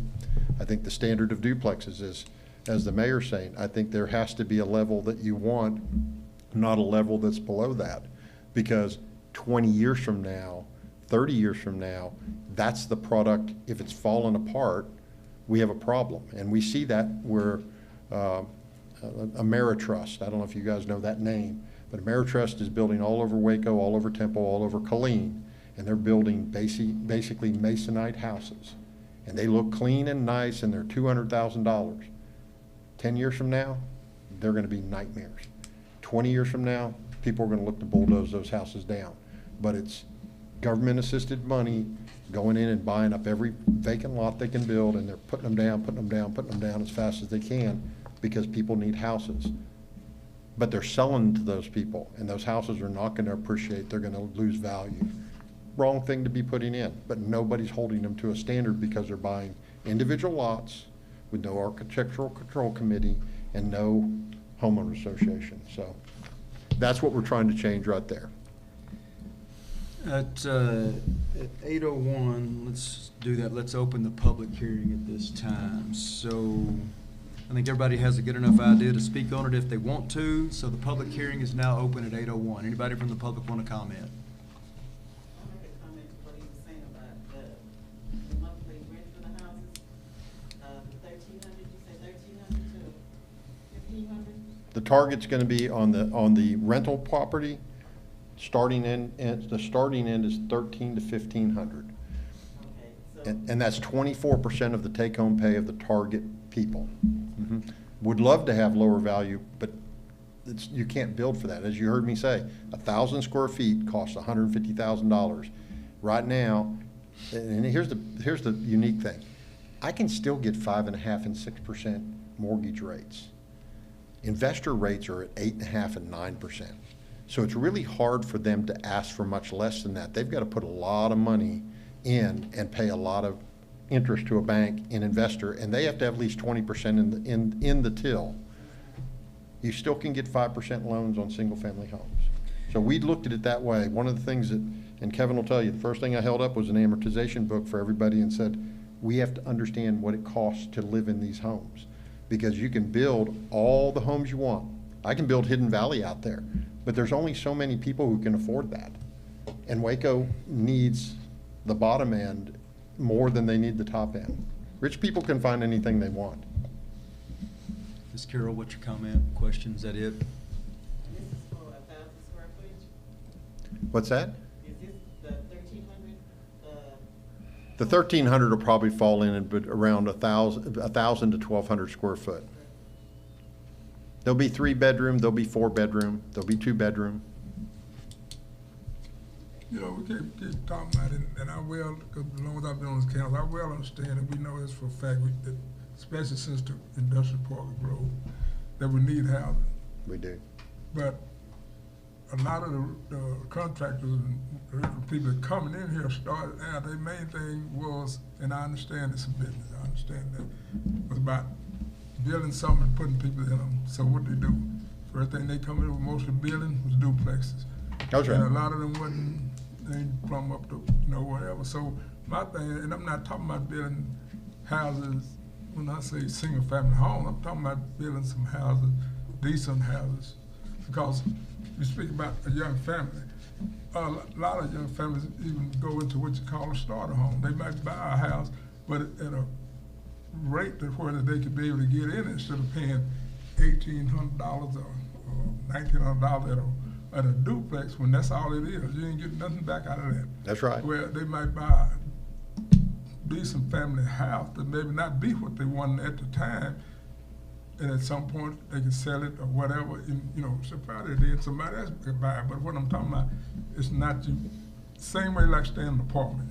You can stay in there 50 years and you get out of it, you just paid the money. So my thing was, it was mostly being built with duplexes. You might build one single family home and 4 duplexes. So what you gonna mostly have? Yeah, that's why you see so many single families on that one side. Mr. Anderson, you're exactly correct. The difference between wealth and no wealth is equity. If people understood if they bought their house as young as they could and paid it off using the money that they were putting into apartments and putting into duplexes, they would have wealth down the road. And we got to teach them that in high school. We got to teach them as young as they can. Most people don't get that, and they end up just chasing the dollar all the time. We can certainly make that changes. I think what these guys are trying to do, and I don't know if anybody did any research in the packet, you'll see this. One of the investors in this is the owner of the Keller Williams franchise for the state of Texas, David Osborne. Every Keller Williams franchise in the state of Texas, he has a piece of. That's not a little player, that's a big player, okay? Virtually everybody who's in this development they're not in it, they didn't get in it as a fast, rich developer. These guys were investors who pulled their money together, and I think most of them met through church. But they just said, hey, we'll do this, and they started buying a little property here and selling it, and building something here and selling it. And it just so happens when they sold their apartment complex in McGregor, they turned around and bought these 200 acres under a 1031 tax-free exchange. And then they said, well, let's develop it. And that's how they got to this. It isn't, we're not dealing with big city developers who are rolling in from Houston or rolling in from whatever, saying, hey, we want handouts, we want this money. In fact, Kevin will tell you, we're gonna front at least $1.5 million to run a sewer line, and then hope you guys can pay us back for that sewer line using TERS. But we're on the note, we're kissing that note for just that sewer line.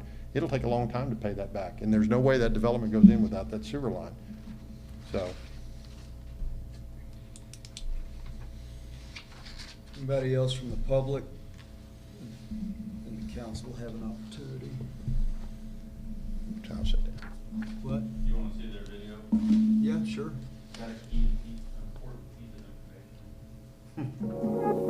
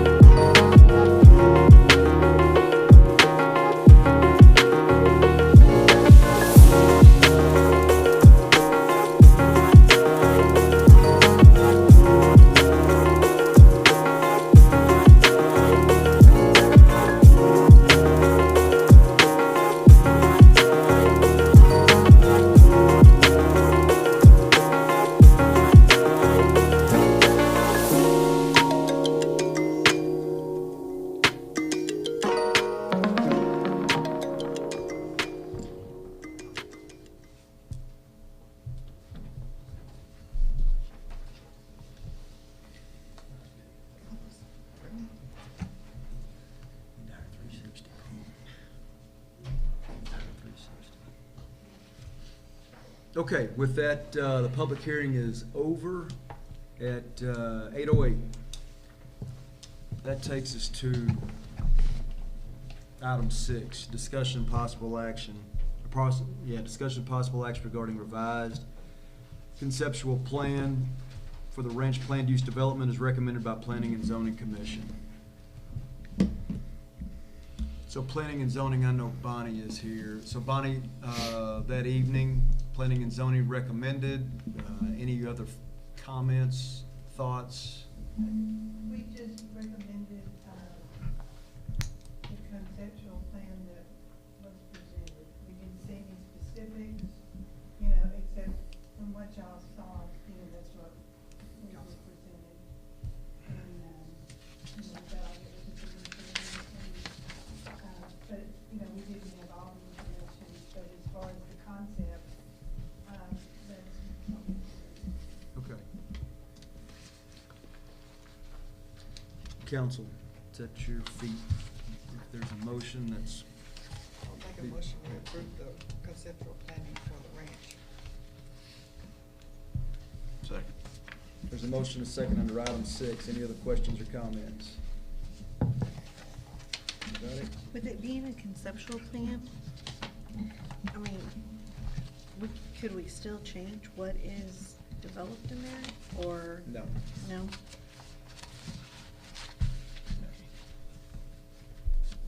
No, I think, again, I don't even necessarily know the legal answer, but I doubt it, but certainly from the good faith answer, if you approved as presented tonight based on, if it's approved based on the disclosures that have been made tonight with that many of them, as you've seen, 50-something duplexes / townhouses and 100 and something roughly in single-family residence, then that's the only change, I think, would be in the quality of construction. As Mr. Kelly said, you can put roundabouts in streets, curbs, gutter, that sort of thing. You have a percentage of variance from conceptual to what you actually present, and then once the preliminary or the PUD is approved, there's only a certain amount of percentage that you can vary with each step. And it's pretty minimal.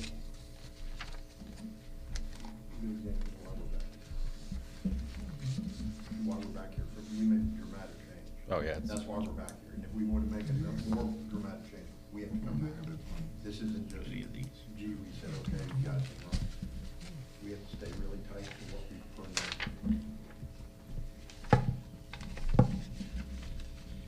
That was my other question. Anything else? So there's a motion, a second on item 6. Appears to be no other questions. All in favor say aye. Aye. All opposed, no. That motion carries.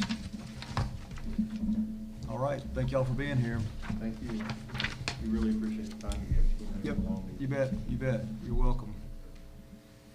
That takes us to item 7, which is to hold a public hearing regarding ordinance 03-03-2024, notice of the City of McGregor, McLennan County, Texas, amending Chapter 12, Article 3, Building and Technical Codes of the City of McGregor Code of Ordinances, revising building construction codes, repealing existing building construction codes.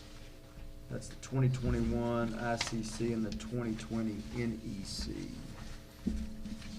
This came recommendation from our city building inspector that we upgrade our codes from 2015, which we're operating right now, to 2021.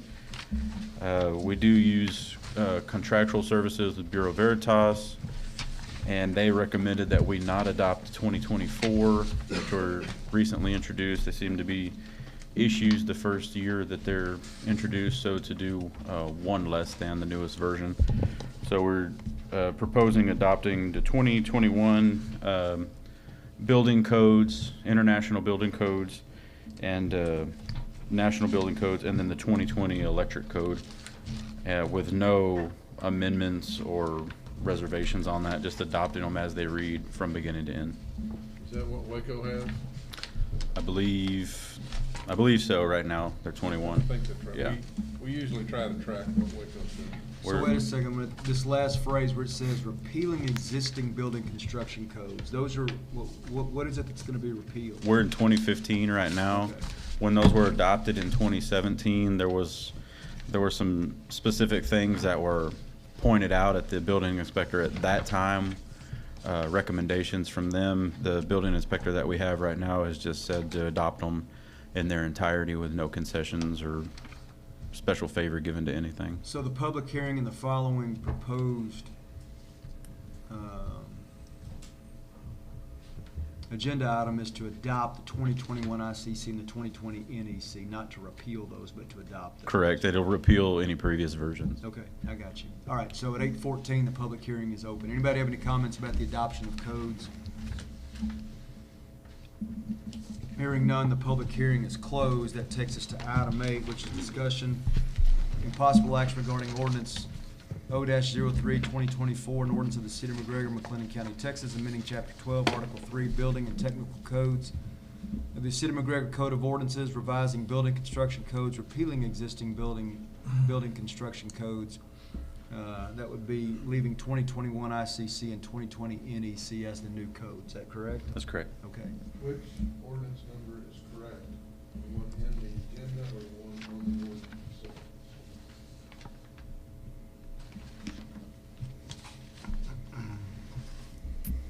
What's on the ordinance? 5? 07. Oh. We're on 07, 2024.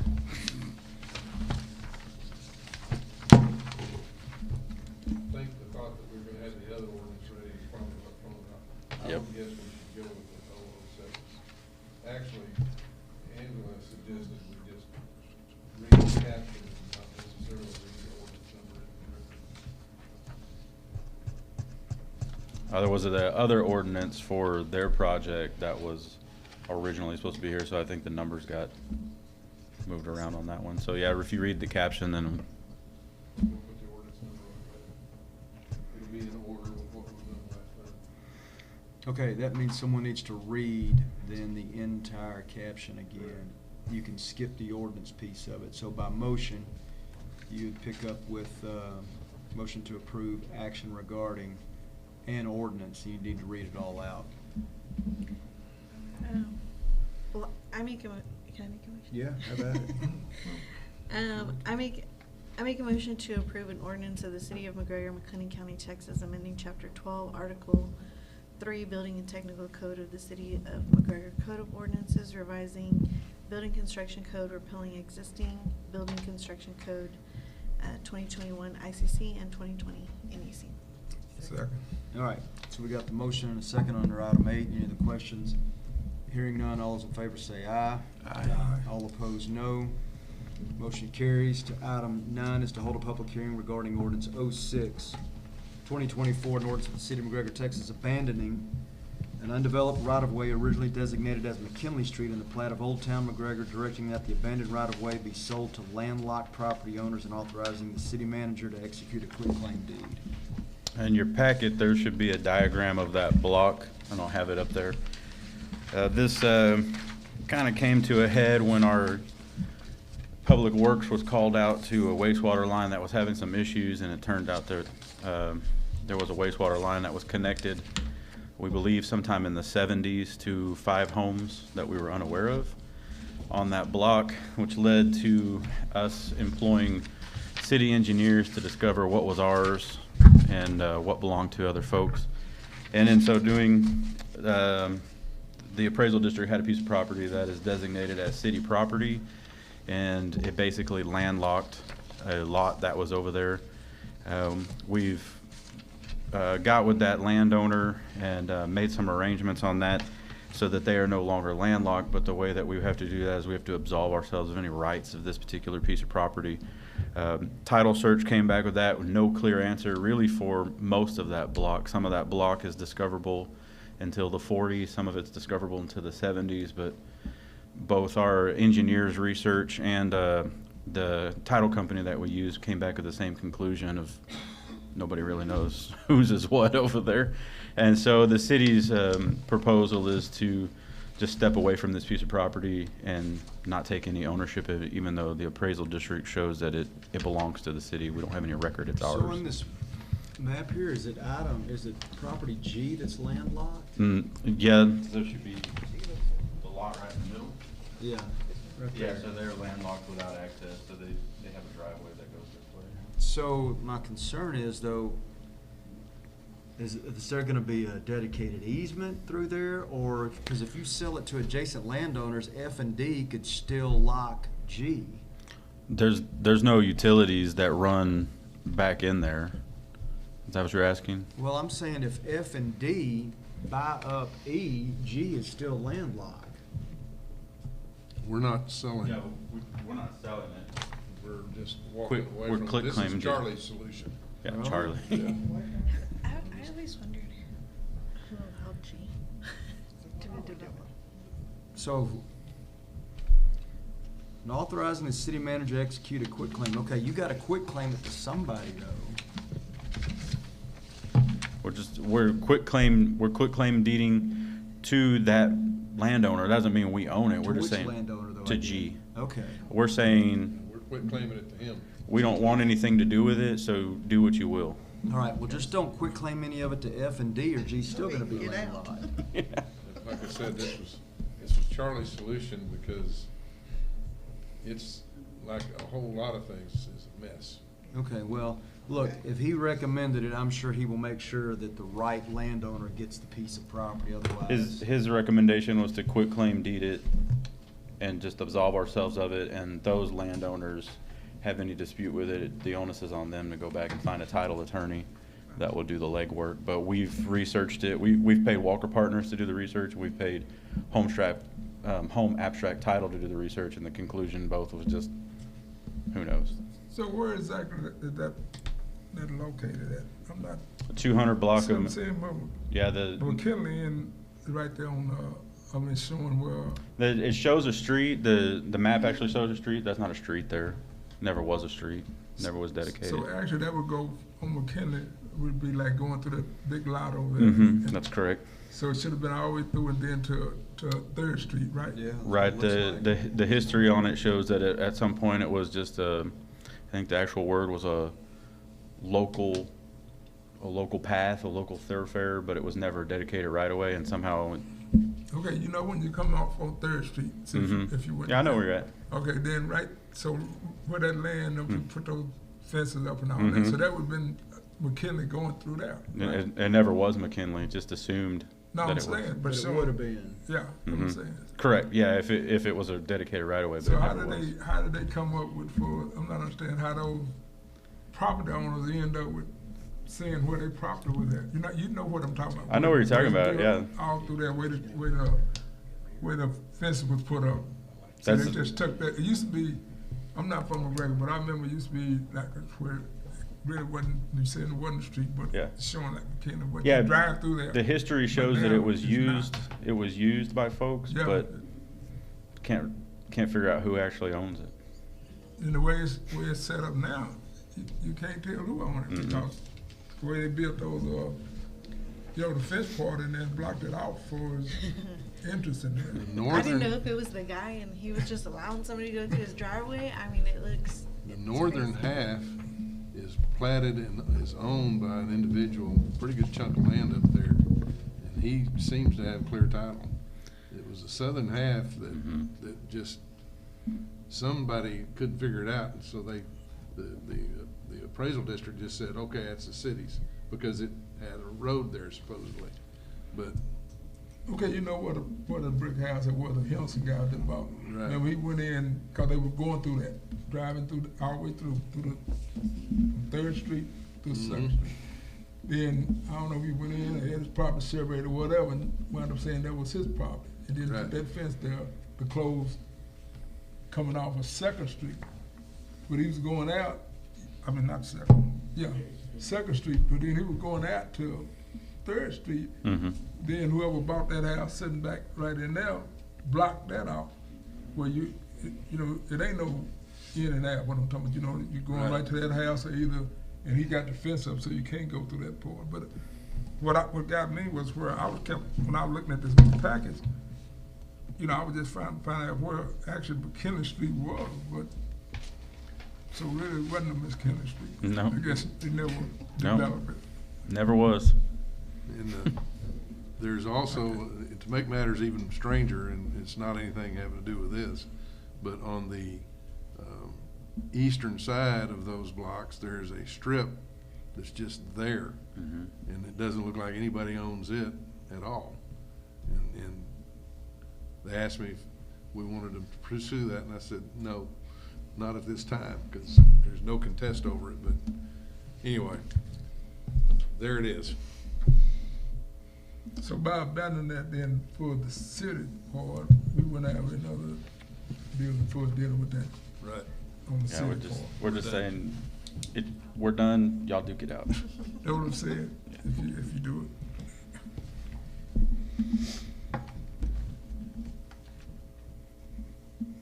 And with a quick claim deed, whoever we give it to, it essentially provides no legal meaning to it. It doesn't give somebody a leg up over somebody else just because they got a quick claim deed from the city.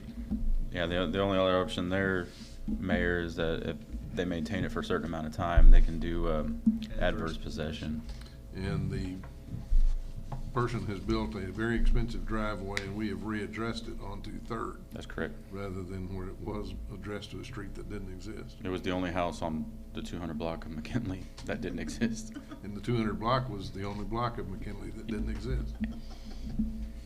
You can't make this stuff up. Yeah, well, okay, that's gonna become somebody else's issue then. But Charlie's right, let's take ourselves out of that fight. All right, so under item 9, 825, is there the public hearing is open. Are there any comments? Yes. Yes, ma'am. McKinley started from 7th Street to 5th Street, and then it stopped. There was actually a street, and it stopped at 5th Street. And then on the south side of 5th Street, they built those Hughes apartment back there, and it was an open field back there, and then they built those Hughes apartment, and then it went to 3rd Street. There was a sign there, a street sign there, that said McKinley, right there by that house. Then when you cross the street where the problem is, there was a family that lived back there, and the guy opened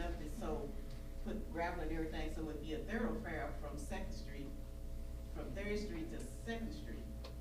And then these other people came in, and that's where all the confusion come in at. So the guy that's over there now, he built that concrete from driveway from Second Street, no, from Third Street to Second Street. And it was the same way that the previous guy had done before, but he didn't use concrete, he just had gravel through there. And people would, accessing it from Second and Third Street. And then this other guy came in, and now they're talking about a quick claim thing, for that, and the guy got a for sale sign up there, and he had blocked it off so that you could not go through that way, because he had a big fence up there, says no trespassing. And then the guy that's living on Cleveland Street, the back of his house is that particular area.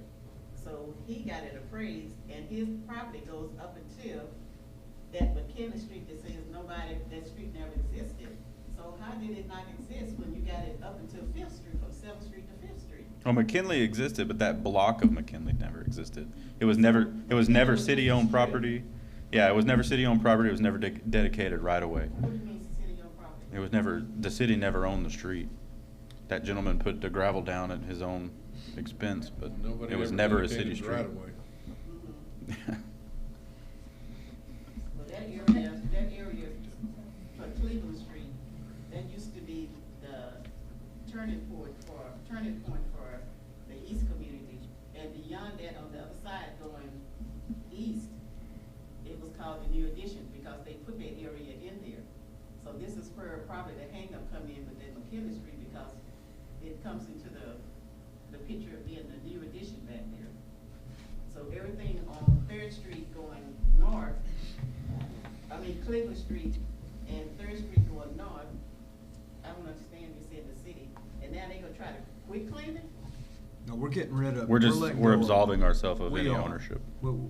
Look, if you were to go do a title search, you would find that the city technically owns the property.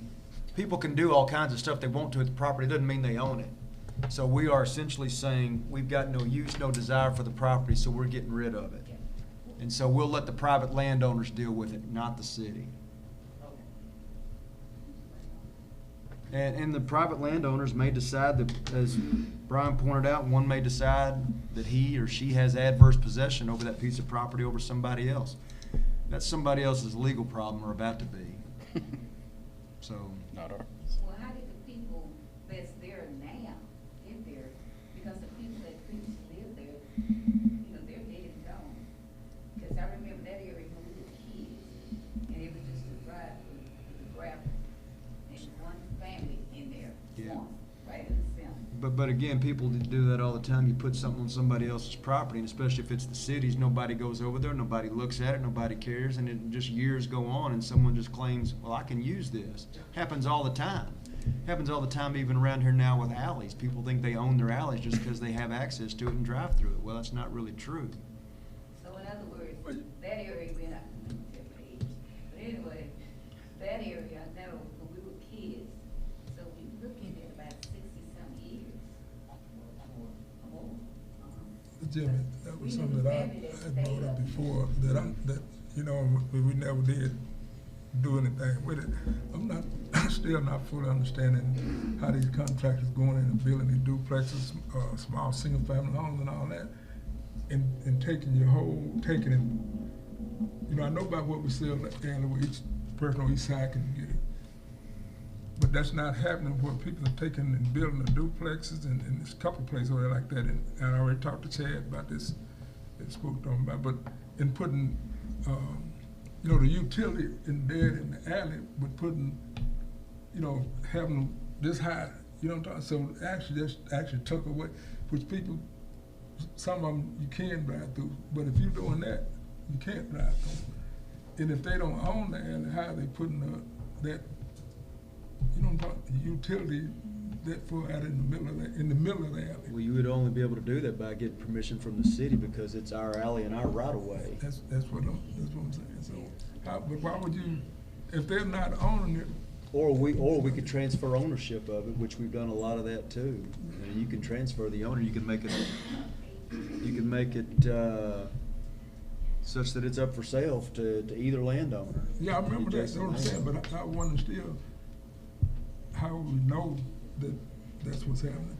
Because a bunch of them, several of them home, duplex they build, they actually just going in and putting, you know, putting it out in there.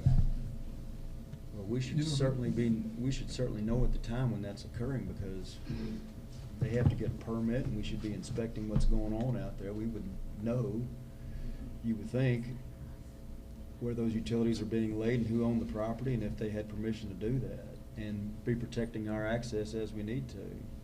So if we hadn't sold that, that's what I'm saying, if we hadn't sold, then the only way they could actually do that is get permission from the city to put it in. Absolutely.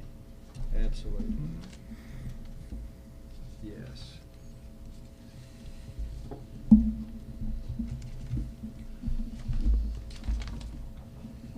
All right, anybody else? Public hearing under item 9 is closed at 8:32. That takes us to item 10, which is discussion and possible action regarding ordinance 0606-2024. An ordinance of the City of McGregor, Texas, abandoning an undeveloped right-of-way originally designated as McKinley Street in the plat of Old Town McGregor, directing that the abandoned right-of-way be sold to landlocked property owners, and authorizing the city manager to execute a quitclaim deed. Only thing you have to do is mention that by ordinance number. Make a motion to approve the ordinance 006-2024.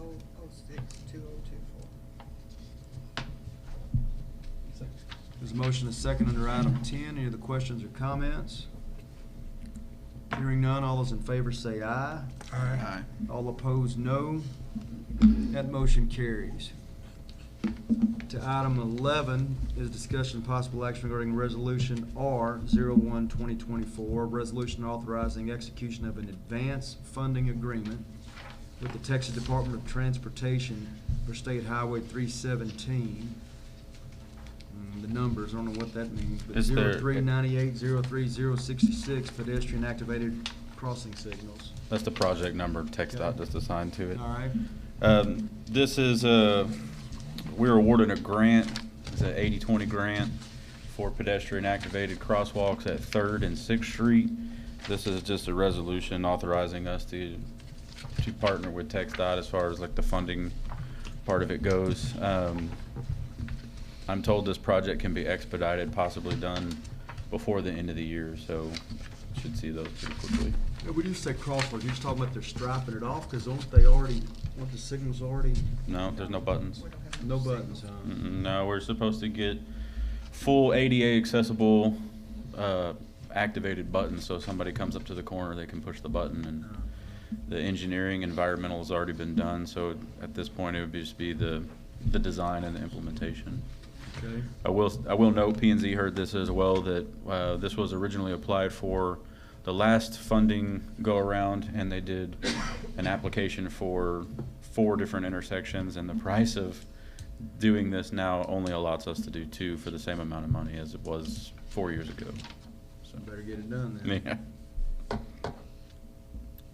This will also be important because of the Founder's Day moving across the road. We'll have at least one intersection here that's Protected. a little more protected. Okay, is there a motion under item 11 by resolution number? I move we approve resolution R-1-2024. There's a motion, a second under item 11. Any other questions? Hearing none, all those in favor say aye. Aye. All opposed, no. That motion carries. To item 12, discussion and possible action regarding resolution R-05-2024, resolution of the City of McGregor, Texas to issue requests for proposals for administrative and plan development services for the Community Development Block Grant, mitigation grant programs being administered by Texas General Land Office. So this is a resolution that allows our grant facilitator, GrantWorks, to put up our RFP for contractors that would help with our comprehensive plan. We've identified those contractors already, but this is a way for us to get the grant funding and help pay for that service. What's the focal point of the grant? It's for the comprehensive plan. I have Michelle's from GrantWorks. She's here if y'all have any specific questions on the functions of the grant. if you have any comments or want to think there's anything we need to know about it, I'm happy to hear them, but I don't know that I know enough to ask any questions, so. It's under the CD here. I'll come up here. Thank you for having me. Sure. Rob Barthen is your client services manager with GrantWorks. He had another meeting tonight, so I'm just a colleague stepping in to cover for him. It's under the CDBG MIT umbrella, mitigation umbrella, but the specific program that we're looking at doing this comprehensive plan is called the Resilient Communities Program. And it's a grant that will pay up to $300,000 with no match from the city, which is very unusual, to have a comprehensive plan done that takes into account population study, land use study, you have to have zoning ordinances, it takes into account your hazard mitigation plan. And so, as he's indicated, you have different people. Unlike what we would normally do is that we would write your application for the plan, and then when you got the grant, we would administer it. And we have our own planning people that do it. But you guys have some, how should I say? Contractors that, that you want to use for whatever reason. So we are asking that you guys, or what specifically we're asking today, is that you be authorized to submit the request for proposal for admin and application services, and that GrantWorks would then submit a proposal that was specific to you guys. Gotcha. That y'all have talked to our planning department with, and we'll coordinate all the subcontracting. And in theory, shouldn't, by the fact that we would have hired you to do this, submit our application, shouldn't that enhance our chances of getting the grant? Absolutely. And do you get paid out of the grant funds, or do you get paid by us up front? We get paid out of the grant funds. Okay, so you take a cut? Yes. Okay. And that will all be laid out in our proposal, All right. what that cut is. Okay. Any other questions? I don't have any unless somebody else does. Makes sense to me. Thank y'all for enlightening me on McGregor much more than I ever thought I would know. From chickens to rockets to unnamed streets. That's a tagline. That's just a typical day in McGregor. From chickens. Goats. Don't forget the goats. All right, so is there a motion by resolution number I make 12? I make a motion to approve resolution R5 24. Second. It's a motion and a second under item 12. Any other questions? Hearing none, all those in favor say aye. Aye. All opposed, no. That motion carries.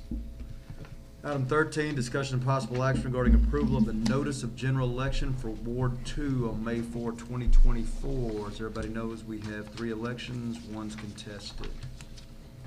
So, need someone to essentially call an election for Ward 2. Is there a motion? Make a motion to call election for Ward 2. Second. Motion is second on item 13. Any other questions? All in favor say aye. Aye. All opposed, no. That motion carries. To 14, discussion and possible action regarding approval to cancel a portion of the City of McGregor general election, being that of the position of mayor in Ward 4 as unopposed. So, same thing, flip side. Is there a motion under item 14 to cancel 2 elections? Make a motion we approve that the 2 elections will be canceled, for the position of mayor in Ward 4. Second. There's a motion and a second under item 14. Any other questions or comments? Hearing none, all those in favor say aye. Aye. All opposed, no.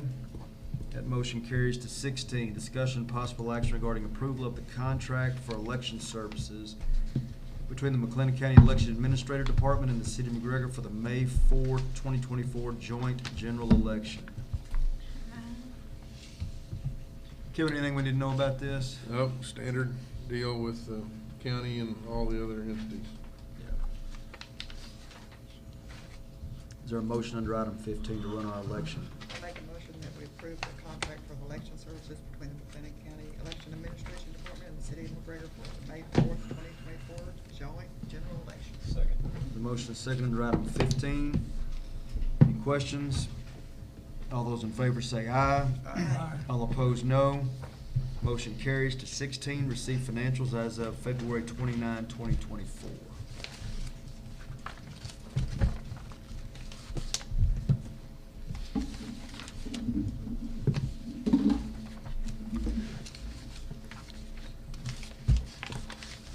Well, if I can get it to work.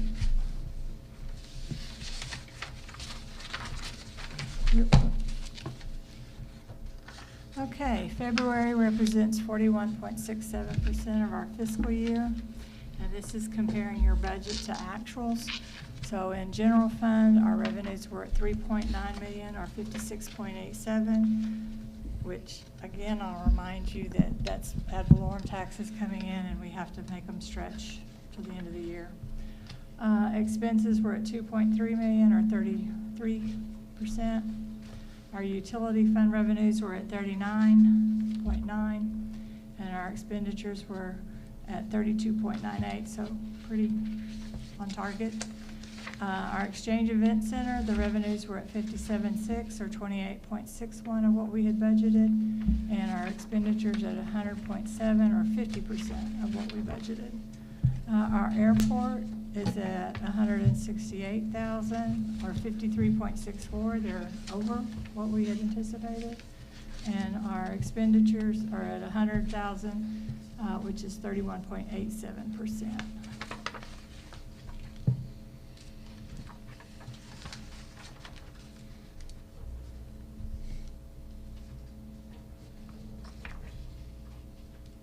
Okay, net cash in bank. This is comparing February to February 23 and 24. Our net cash in bank is 9 million more than the same period last year. Operating accounts are up 145,000. Our pool cash is up 1.2 million.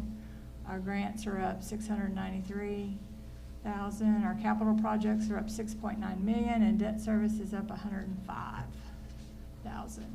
Our general fund net cash flow is 100,000 lower than the previous year. Revenue is up 252, and expenditures are up 352 as compared to February 2023.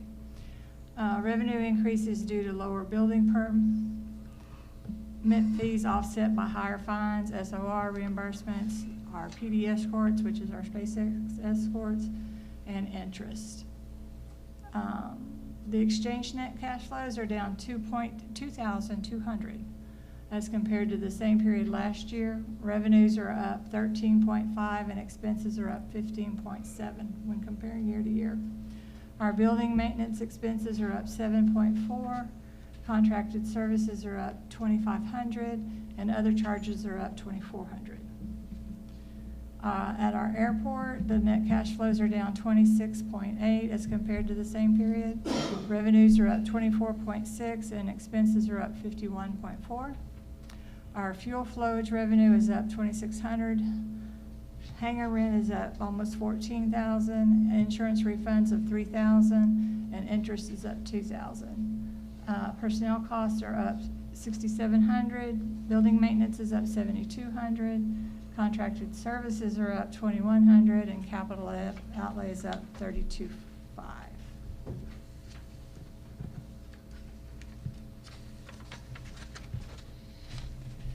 Okay, and that's just the in detail each account we talked about. And there you'll see your operating accounts is at 145.5, debt 105, capital projects 6.9, which that's that $7 million CO. Grants are at 693, and overall the $9 million difference. Then comes our sales tax. Our sales tax, as you can see, is still on the rise through February. February we're at 1,132,240.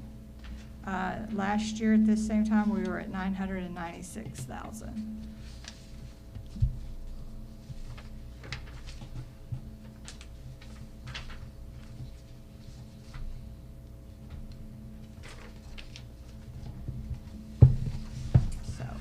All right, anybody have any questions?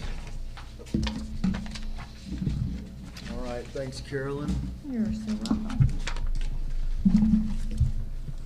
All right, there are several items to take up in closed meeting, although if you look on the back side of the agenda, so potentially 9 or 19, 20 would likely be discussed, 21. We've handled 18. So, under item 17, at 8:46, closed meeting pursuant to Chapter 551, Texas Government Code in accordance with the authority contained in Section 551.071, that's legal. Section 551.072, real estate. Section 551.074 is personnel. And Section 551.087 is economic development. Kevin, which ones we covering? Economic development and real estate. Okay, so that takes us to item B and D. B is real estate, 551.072. D is economic development, 551.087. Under item D1 is discussion regarding economic development negotiations, including commercial or financial information received from a business prospect seeking to locate, stay, or expand in or near the city of McGregor to discuss economic development negotiations and/or to deliberate the offer of a financial or other incentive to a business prospect. It's 8:47 at this time. We are in executive session. We will come out, open up, and take up any action items.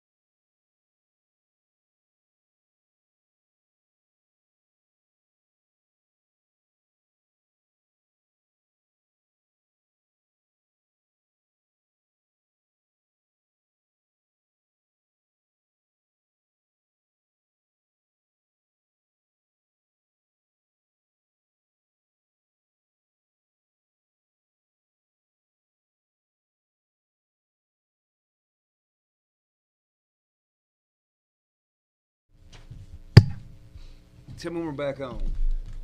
I'm good over here. All right, so we are back in open session, 10:05.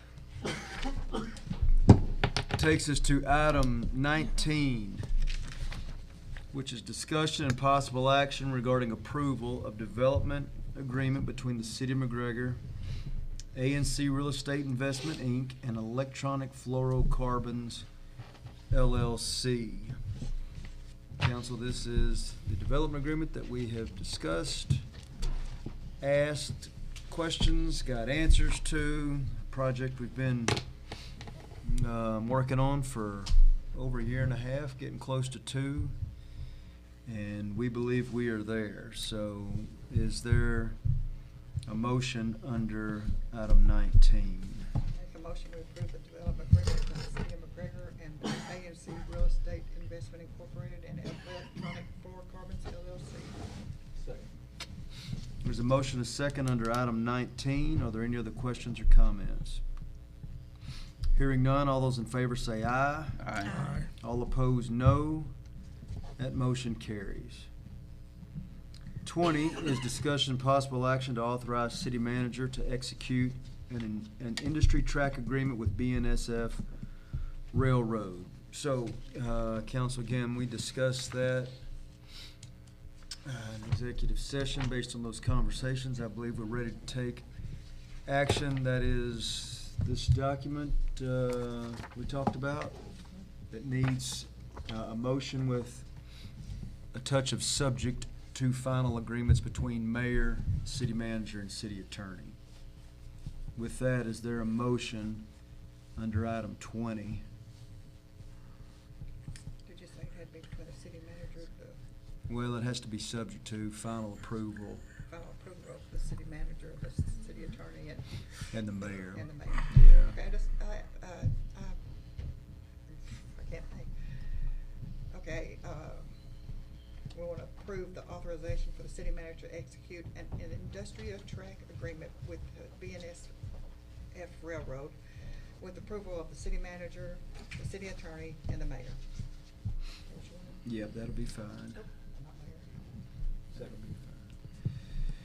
There's a motion, a second under item 20. Any other questions or comments? Hearing none, all those in favor say aye. Aye. All opposed, no. That motion carries. To item 21.